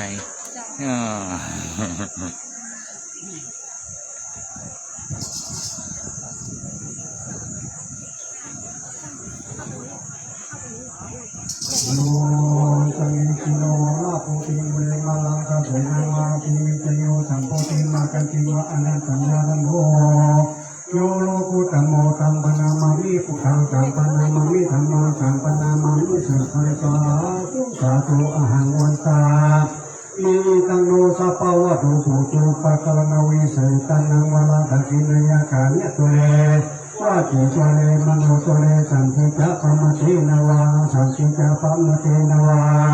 อาติกะโทสังปจุปันนโตสังฆปันโตสังฆมันตุโนขออนุโมทนาสาธุและได้กล่าวคำถวายได้ครับต่อไปนะโมตัสสะภะคะวะโตอะโตสัมมาสัมพุทธัสสะนะโมตัสสะภะคะวะโตอะโตสัมมาสัมพุทธัสสะนะโมตัสสะภะคะวะโตอะโตสัมมาสัมพุทธัสสะอิมานิมะยังพันเตภัตตานิสัพพะริวารานิภิกขุสังฆัสสะโอโนทยามะสาธุโนพันเตภิกขุสังโฆอิมานิภัตตานิสัพพะริวารานิปาติคันหาตุอัมหากังวิคารตังวิสายะทุขายะข้าแต่พระสงฆ์ผู้เจริญข้าพเจ้าทั้งหลายขอน้อมถวายภัตตาหารพร้อมกับของบริวารทั้งหลายเหล่านี้แด่พระสงฆ์ขอพระสงฆ์จงรับภัตตาหารพร้อมกับของบริวารทั้งหลายเหล่านี้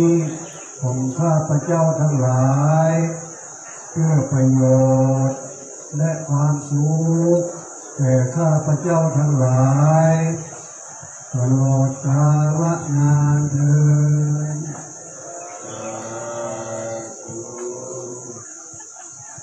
ครับสำหรับต่อไปจะเป็นการประเทศจุตุปัจจัยนะครับกับพระเถระหรือรัตนสูตรนะครับ นะครับของพระพุทธธรรมนะครับนิมนต์นมัสการนิมนต์พระบุตรศรีนะครับหลักรัตนคุณครับนิมนต์พระครูครับ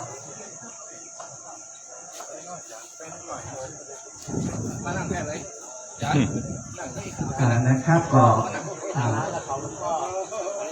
พระสงฆ์รูปที่หนึ่งนะครับหลวงพ่อที่ปรึกษาเจ้าอำเภอนะครับเรียนเชิญก็กำลังนิคมโพธิกำลังตรงนี้นะครับนี่คือตัวกำลังครับ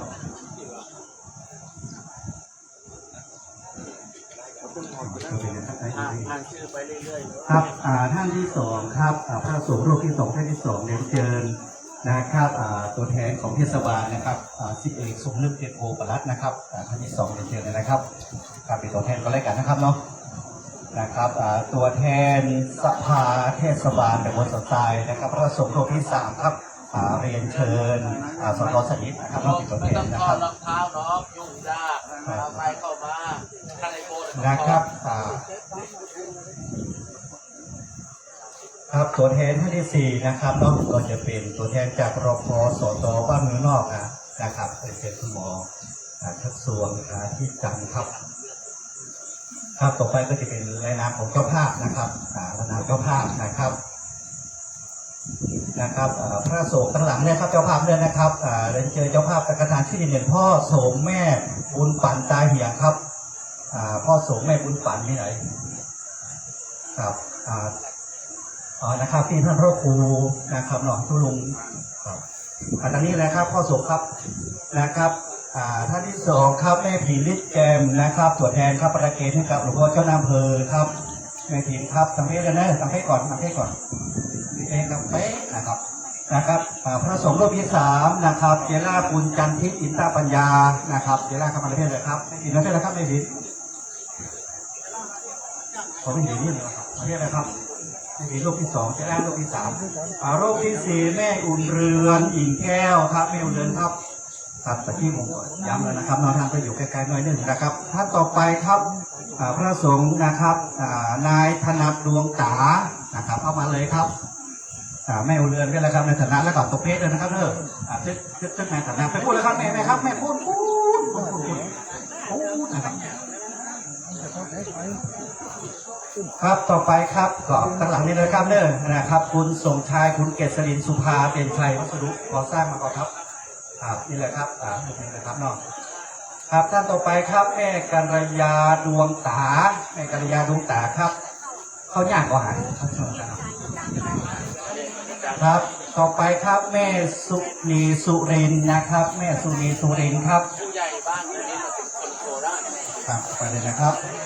ท่านต่อไปครับแม่ประกายพันธุ์อุปเงินนะครับแม่ประกายพันธุ์อุปเงินครับแม่ประกายพันธุ์นะครับพระสงฆ์รูปต่อไปครับคุณเกศแก้วโหลชมพูคุณเกศแก้วโหลชมพูครับเอาตั้งไหนนะครับเนาะท่านต่อไปนส.กัญญารักษ์โหลชมพูข้างหลังนะครับท่านนี้นะครับท่านต่อไปครับแม่หลวงสุกันธามณีขัดแม่หลวงสุกันธาครับตัวแทนแม่หลวงครับแล้วก็ท่านต่อไปครับแม่จันสวยกองมานะครับแม่จันสวยครับแม่จันสวยกองมานะครับเหลือกี่ลูกครับเหลือ4เนาะครับเหลือ5ครับเหลือ5จะเดินตัวหลงเลยนะครับเป็นตัวแทนนะครับเนาะครับ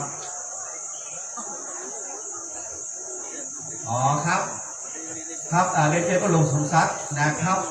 ผู้หลวงสมศักดิ์นะครับทั้งหลังผู้หลวงเนี่ยครับผู้หลวงนันทการผู้หลวงปุ้ยครับเป็นเชิญครับ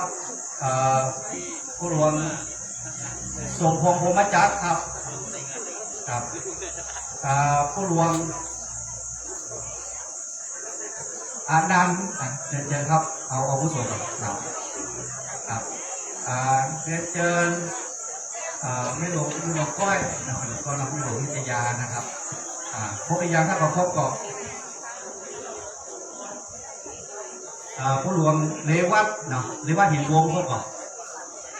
ครับครบไปยังครับสอท้องเช็คดูหน่อยแล้วผู้หลวงเลวัตมอบให้ผู้อาจารย์มาใส่คออย่างมันเติมหน่อยเลยตั้งหลังหมดแล้วเนาะมีผู้อาจารย์นะพูด อ๋อตั้งหลังครับผู้หลวงครับเห็น2-3 ท่านลุงเป็นผู้หลวงจำปาไม่หลวงน้องอ่ะไม่หลวงน้องผู้หลวงต้นสุมาผมลืมชื่อท่านหรอกแม่ตั้งหลังเลยนะครับสุมานะครับไม่หลวงน้องตั้งหลังเลยเดี๋ยวจัดการนี่ไปตั้งหลังเลยครับผมผู้หลวงรอสุมาแล้วผู้หลวงจะโกงคนบาหารสุมาได้เนอะผู้หลวงดำรงศิลป์คนมั่นโอ้สุมาได้บาหารเท่าละสายตาแบบแค่นี้เอานะครับนั่งจานเนาะเดี๋ยวพอแล้วเนาะครับโอเคแล้วครับสมาธิผู้หลวงนะครับสอนมองอาจารย์สอนนะครับ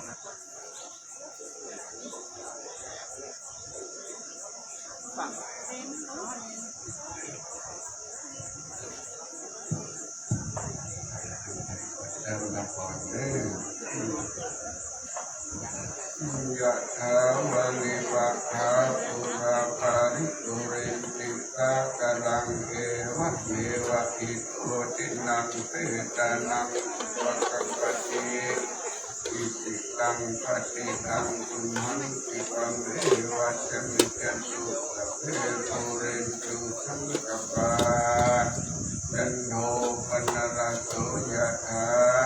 มะนิโตติระโสยะถา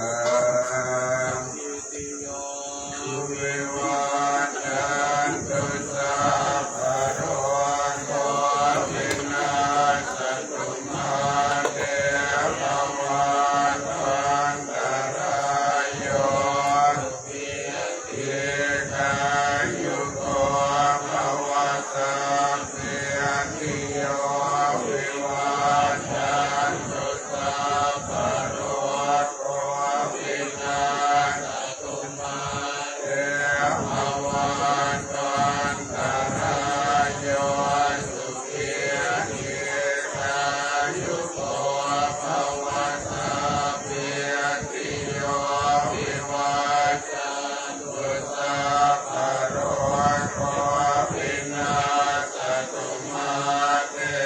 ภวันตันตรายโยสุขีทียุโกภวะอภิวาทนาสิริสนิจังพุทธาปัจจายโนโตธัมมาวัฏฏันติอายุวันโนสุขังอายุวัตตะโกธนวัตตะโกจิริวัตตะโกยัสสวัตตะโกภะวัตตะโกวันยวัตตะโกสุขวัตตะโกโหตุสัพพะทาตุตะโรสัพพยาเวราโสกาจันตุจุปันภวะอเนตาอันตรายาปิวินาจันตุจเตจัสสะจยเตติตันนังราภังโสติปัตตยังสุขังพลังสิริอายุจวันโนโพธังโพธิจยสวัสสะวัสสะจะอายุจะเทียวันเดีเทียภวันตุเตภวัตุสัพพมังคลังรักขันตุสัพพะเทวตาสัพพะพุ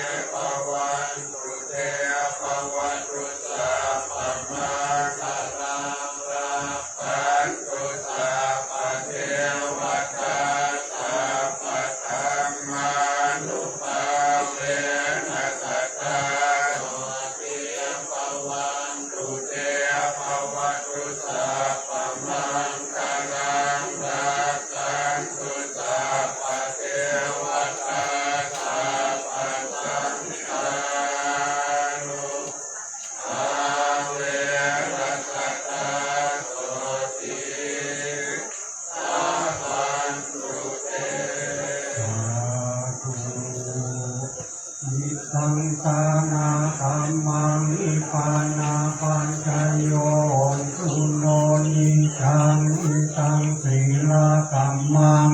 ปานาปัญจโยสุโนลิจังอิตังภาวันนากัมมังปานาปัญจโยสุโนลิจังอิตังวัฏานิปานังสุขังวัฏานิปานังลังวัฏานิปานังนิปานังภะละมังสุขังมันสามิพันเตสะพังอาปาลาทังคามาตาเมพันเตมยาตาตังปุญญังสาอานุโมทิตาปังสามินาคาตังปุญญังไมหังตาตะปังสาธุสาธุอนุโมทามิสังฆทานิกัจยังพันเตพัตตา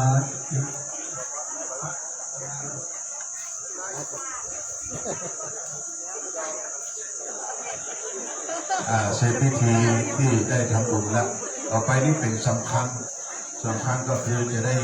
บรรจุพระบรมสารีริกธาตุเยอะญาติโยมเด้อออกไปยืนข้างนอกวัดนะเดี๋ยวจะได้กลับได้กลับฝ้ายด้วยกันเนาะกลับได้พี่ช่วยดูเด้อ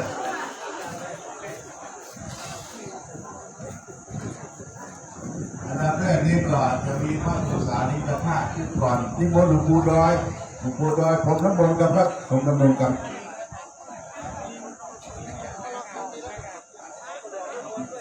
หลวงพ่อพระครูปฏิภาณธรรมปิญจะพระพรหมน้ำมนต์นี่ก่อนเด้อเอาไปชมโยกไปหลวงท่านจากนี่ก่อนผู้นี้ผมก่อนผู้ถ่ายรูปผู้กำพระบรมสารีริกธาตุนี่ส่วนหนึ่งจะได้รับจากท่านพระครูศรีสิทธิติมลด็อกเตอร์แต่มาจากวัดพระธาตุดอยสุเทพพระธาตุศรีจอมทองพระธาตุอริพงไทยหลายที่จะยกอันนี้เธอกันใครมอบเราว่าคนนี้นอกตื่นนอกไปเลยเดี๋ยวอย่าเพิ่งไปลองพูดกัน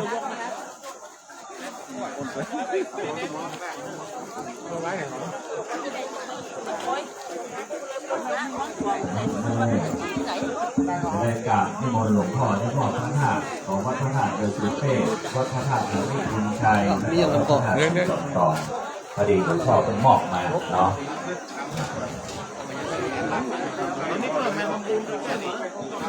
อันนี้ก็เป็นสภาพโอเค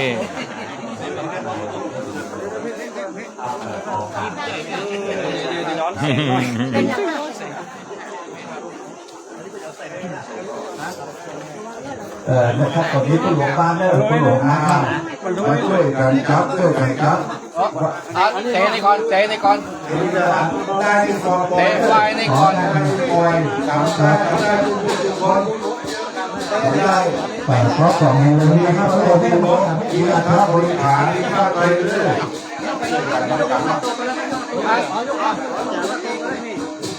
มันไม่ทำได้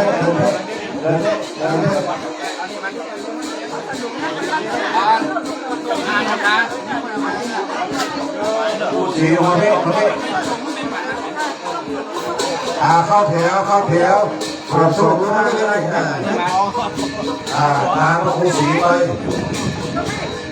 เดี๋ยวจะยังต่อจักขึ้นเด้อยังต่อจักขึ้นประทบมันจะคิดรู้ไม่ใช่ประทบครับไป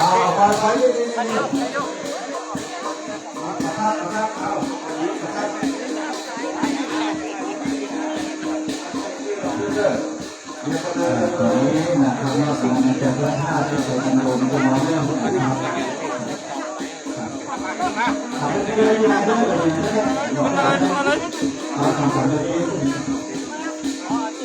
เดี๋ยวเนี่ยยังบอกร้องเสื้อขับได้เลยได้ก็ได้โยนไหนมอยเด้อได้เป็นมอย ถามน้องพลอยถามน้องพลอยถ่ายโอ้โหนี่เรียบถ่ายนี่เป็นภาพประวัติศาสตร์ชุดแรกพร้อมแล้วบอกเด้อใครจะจักมาช่วยจักเชือกเด้อจักเชือกเพิ่มน้ำเสือของใส่กันหมดไหมครับจักเชือกเพิ่มน้ำเสือ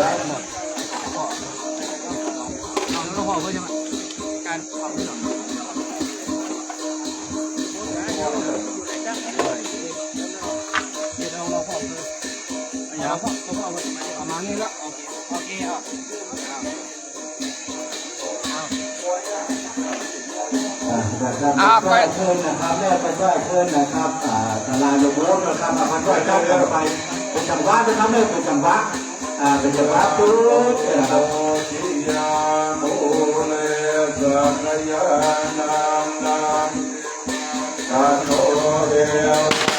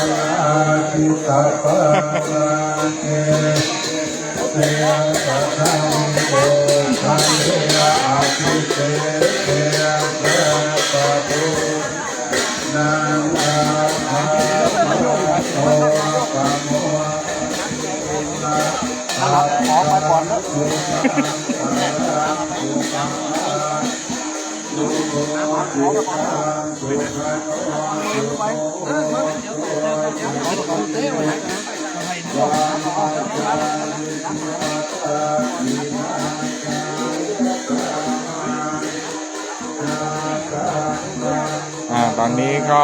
กำลังนำวัตถุมงคลไปประดิษฐานข้างบนพระธาตุนะครับว่า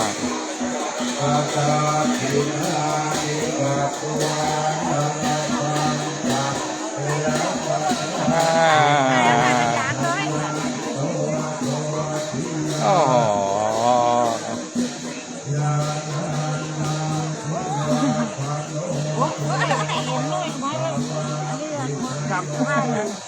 วิชญาสุขยามังคาเรอัปปาราชิตาภาลังทิเทียปัตาวิบุคาเรอาทิเตเทียปัลปะโหนังอาคาปะโตปะโนสัตตุมาภะ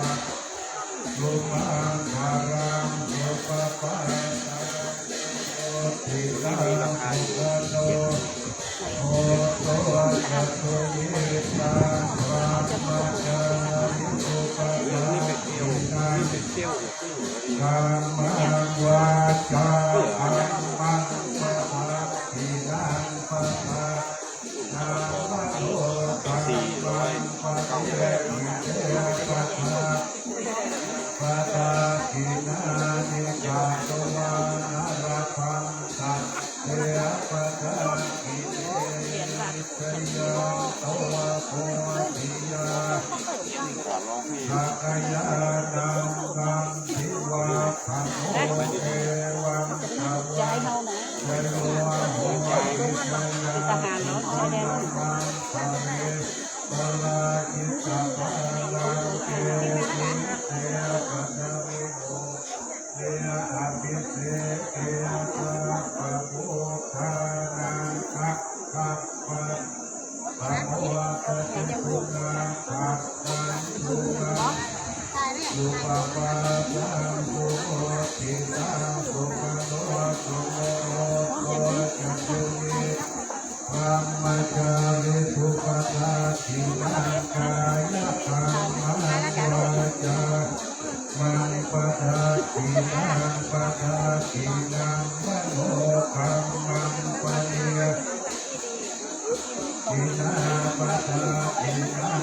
คนเยอะมาก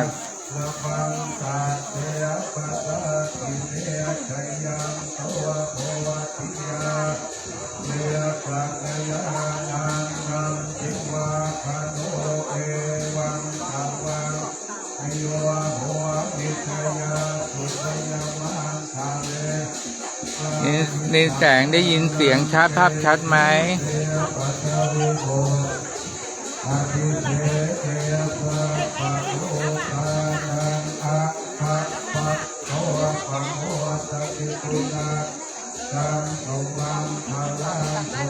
โอ้โห ขอบคุณที่กดไลค์ให้นะ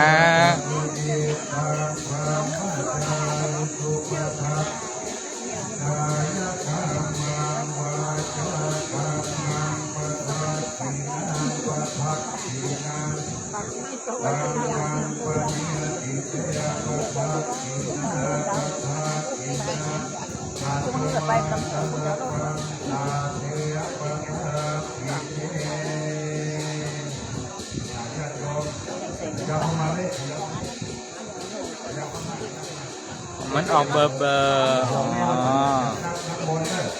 มันออกเบอร์ใช่ไหมแสงขยับเข้ามาขยับเข้ามาเพราะว่าโทรศัพท์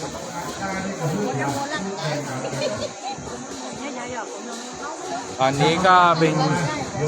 บรรจุหมดเรียบร้อยแล้วอ๋อแบบ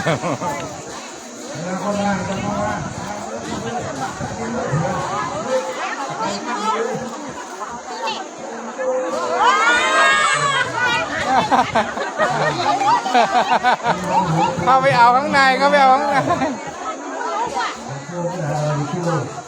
ถือฝาด้านบนถือฝาด้านบนมาด้านบนมาด้านบนโอ้ได้แคปหัววันนี้เราลากันโรนเนอร์โหข้าวตอกดอกไม้น่าจะช่วงบ่ายโหขึ้นที่ไหนโหขึ้นโอ้ขอบคุณพ่อคนไหนพ่อก ดไลค์กดหัวใจให้ด้วยนะ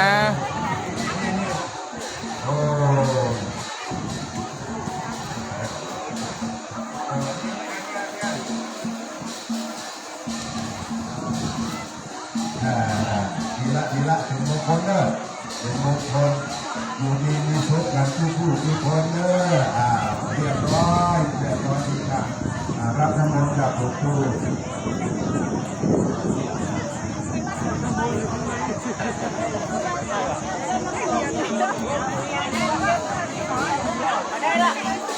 ที่ลุงฉันเพลนะครับลุงฉันเพล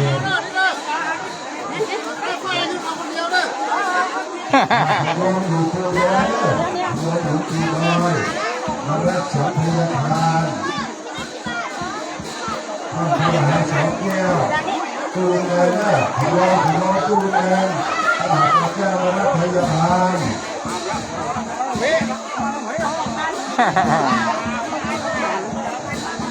โอ้สาธุ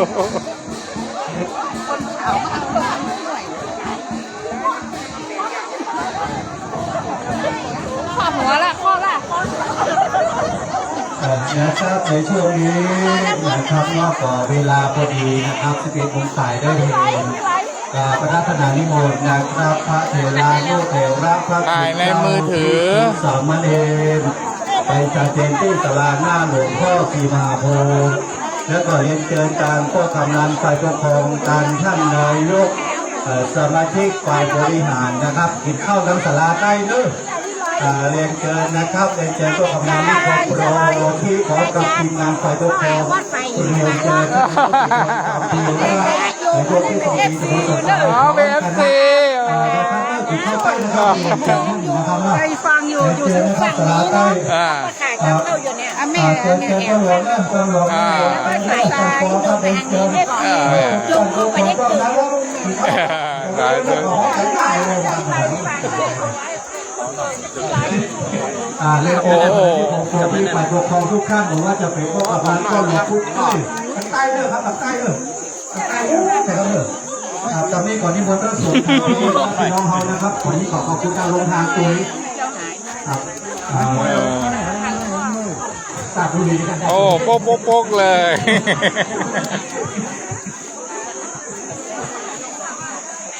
นะครับตอนนี้นะครับก็หมายแค่ได้นะพุทธมนต์ก็ได้เนื้อแพทย์ผมเป็นนะครับวันนี้วันที่10ละนะครับวันสองวันนี้ก็เทศกาลล่องของเขาล่อง13เด้อวันเขาล่อง13นะครับ15พญาวันเด้อนะครับอันนี้แค่พี่น้องตัวเองบางคนจะว่าที่อื่นก็ปกติต้องเขา13สักการล่องแล้วก็15วันพญาวันนะครับเพราะฉะนั้นแจ้งกับพี่น้องทุกท่านทราบตัวเองนะครับมาใส่บาตรวันพญาวัน15เด้อนะครับตอนนี้ถ่ายใครได้พุทธมนต์ได้ท่านอาจารย์ก็มหาสมชาติคนขับรถที่มาส่งพระสงฆ์เด้อนะครับตั้งหลังเรียนเด้อในศาลาหน้าหลวงพ่อประกาศคนขับรถนะครับที่มาส่งพระสงฆ์นะครับนี่เนอะในศาลานี้เนอะนะครับเชิญนะครับเนอะเชิญครับเชิญเนอะนะครับครบหมดแล้วนะครับนิมนต์นะครับท่านอาจารย์ครับท่านอาจารย์ครับพระครูท่านนะครับเดี๋ยวยามเนอะ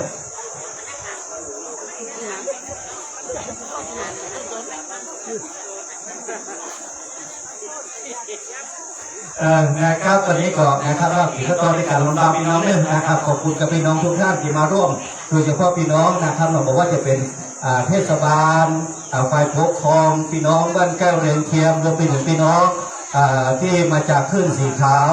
แล้วก็มันลำปางไก่ขนาดเลิศน่าจากสมชาติมาจากลำปางก็มีโรงทานนะครับเราโรงทานพี่น้องจะเอาอย่างก็ได้เนอะตอนนี้โรงทานก็เปิดแล้วบางคนก็ให้กินบะเต้าก็มีเนอะนะครับบะเต้านะครับน้องแตงโมคือบะเต้าคือแตงโมแตงโมคือบะเต้าพี่น้องอันเดียวนั้นเนาะ โทรศัพท์จะระเบิดเมื่อกี้บอกนะโทรศัพท์คุณร้อนเกินไปปิดฮอตสปอตเดี๋ยวนี้จะปิดในภายใน10 วิ1 2 3 4 6 1กบ นะครับเราปิดเข้ากองเลยท่านเนาะ โอเคโมทนาสาธุกับทุกท่านด้วยนะที่เข้ามารับชมกันนะครับ เดี๋ยวเสร็จเรียบร้อยละ พี่โมไปตามขวดกับ